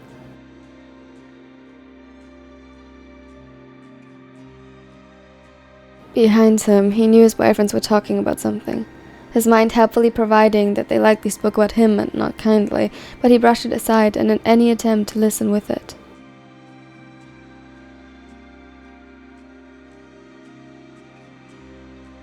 He knew Kentaro was in the kitchen making dinner for them, and usually that meant Kunimi would be with him for this kind of silent company they liked to share. Yutaro, on the other hand, preferred to fill the silence with whatever his mind was occupied with, often retelling his day and notable events, while keeping his hands busy with whatever he felt would be helpful at the moment. As such, it wasn't rare that all four of them assembled around the kitchen counter while dinner was prepared, a time Yahaba usually treasured, but today was too tired to actively partake in. Instead, he allowed himself to briefly lean back against the couch and took a deep breath. Then another. He tried bracing himself for what came next and find whatever semblance of energy he had left within himself.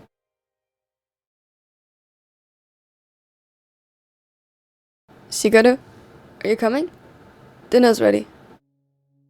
His eyes snapped open and he felt dazed. Yahaba gritted his teeth as he noticed that it had been far more than just a few breaths, and that he had begun sinking deeper. Quickly he sat up, trying desperately to shake the dizziness overtaking him at the motion. Yes, of course, I'm away. He cursed his own voice for how tired he sounded and forced his legs under himself as he got up, a surprisingly difficult task. With his jaw set tight, suppressing a yawn, he walked towards them, his side finally clearing. However, just as he walked around the couch, something odd happened. He didn't notice it at first, like his brain was lacking a few seconds behind on processing any given sensory input, but his hearing was suddenly gone. Or rather, it was as if his head had been dunked underwater. He saw their lips moving, but didn't understand a word coming from them, only odd sound bites. It was made worse by the sudden rushing, replacing all sound, like that of an old radio that was struggling to pick up a signal. He tried moving closer to make up for the odd disturbance, overriding the noises of his environment with his own abruptly loud heartbeat and breath. Yet, as he tried placing his foot again, the ground seemed to have disappeared. Or rather, The feeling to his entire body began fading from his extremities to his core. Next, and last, his sight blurred before all orientation left him. The only sound and anchor point remaining was the rush of air in his lungs and blood in his veins. It was as if in the short succession of a few seconds, all non-essential systems were shut down, leaving him in an odd void where even the panic over the events couldn't reach him.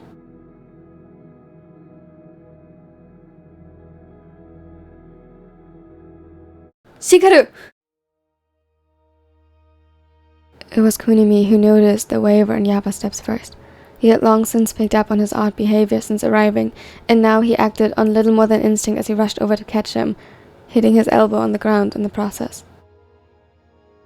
Oh fuck. What happened? Kentaro came rushing over where Kunimi was still in the process of sitting up again and repositioning them carefully.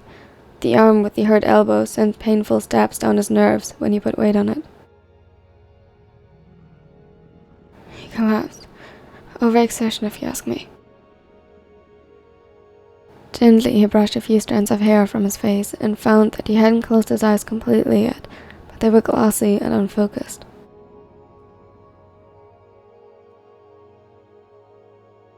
Shikaru?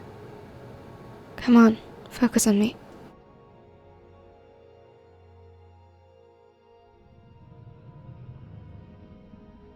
Is he having a seizure? Should I call an ambulance?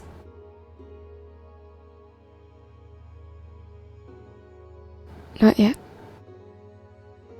He tried making his voice sound soothing while trying to softly coax Shikaru back to consciousness. His heart had plummeted when he saw him losing his balance, and now it only slowly calmed as his focus sharpened. That's how it always happened. Useless under normal circumstances. Calm in crisis or under pressure. Kentaro next to him gritted his teeth and was visibly struggling with what to do next. Kunimi knew how much he hated having to sit by when one of them was hurt. He himself was getting worried as Yahaba remained apathetic.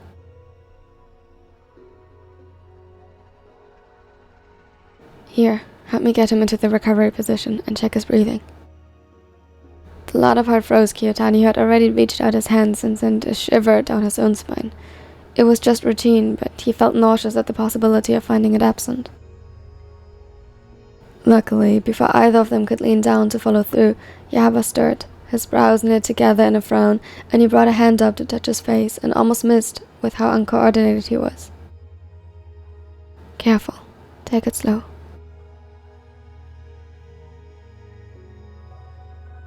I'll get him some water. Kunimi nodded quickly. He wanted to carry the former setter to the couch to lay him down on something softer, but the pain in his right arm told him it would be a miserable attempt, so he quickly waved Yutaro over to them.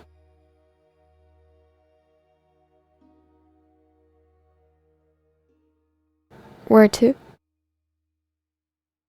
Couch, and don't let him get up yet. What? He shushed him softly while gathering some blankets and layering them strategically along with some pillows under his legs to elevate them, as Kendaichi slowly set him down on the sofa. You fainted, but it'll be okay. Ken is getting you some water. He knew from experience how scary this kind of thing was, even when you were used to it, and Yahaba didn't make a habit of collapsing so far, not that Kunimi would allow him to do so, not because of something stupid like overworking himself. Oh, no, wait, I'm okay. Don't worry about me. Please don't. His words were still a little disjointed, and Kendaichi answered his attempt to get up with a gently yet firm grip on his shoulders, pushing him back onto the pillows. Love, you fainted. Of course you'll be alright, but only if you rest a little first. Here. He took the cup with water from Kiyotani and tilted it gently to help him drink it, which the other begrudgingly did. He avoided their gazes, but didn't attempt to get up again. Look, I'm sorry, but really, I do feel much better now. It was just that moment. I probably got up too quickly after being so tired. Shigeru. There was something warning in Kyotan's voice and the glare he gave the former setter. They appeared to have a whole conversation in the span of mere seconds while staring at each other. Yahaba relented. Fine, I'll lay down for a bit. Kunimi didn't like the way he said it, nor that it almost felt like the two were hiding something much deeper. He took a deep breath and buried his nails into the couch cushion beneath him, but kept quiet. He had the inkling that pushing the issue now would be counterproductive.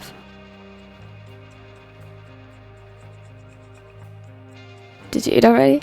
I know Akira's fainting spells get much worse when his blood sugar is low, so maybe it could help a bit to get back on track. Kunimi tried for an annoyed glance in Yu's direction, but it was hopeless. The other looked at him with so much earnesty and warmth, it was hardly fair, and impossible to be annoyed with, or even feign to be so. The way it softened his heart was short-lived as Yahaba confessed quietly that he had forgotten. Kiyotani was quick to fix the issue, and much to Yahaba's dismay, insisted on feeding him bite by bite, since he forbade him from sitting up. His pleading gaze to the other two for help was conveniently missed by both of them, earning them an offended huff. Ultimately, Kunimi's heart mended a bit, seeing him regain color and secretly melt into the care they provided, too tired to fight it. But a nagging worry kept gnawing on his heart. He couldn't quite brush off, even as they had all settled in bed together, and Yahaba was safe and sound by his side.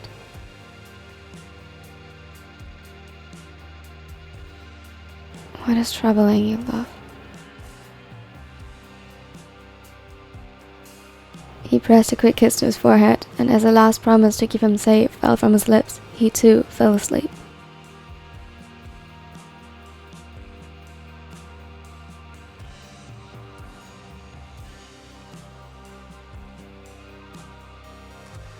Thank you so much for watching to the end. Oh my god, I can't believe you did it. This was an entire 2-hour supercut, so therefore you're now my favorite people. Thank you so much. And yeah, if you liked it, don't forget to like and subscribe. I'm working on a bunch of more challenges I'm super excited for. Tell me in the comments which one you would like to see next. There are such things as the Please Don't Go challenge, wearing a skirt for the ships that haven't done it yet, and much more. Tell me in the comments so that I can see what I should do next. A special thanks, as always, goes out to my nerdy neckos. They are absolutely fantastic in helping me make the content that I do as frequently as I do.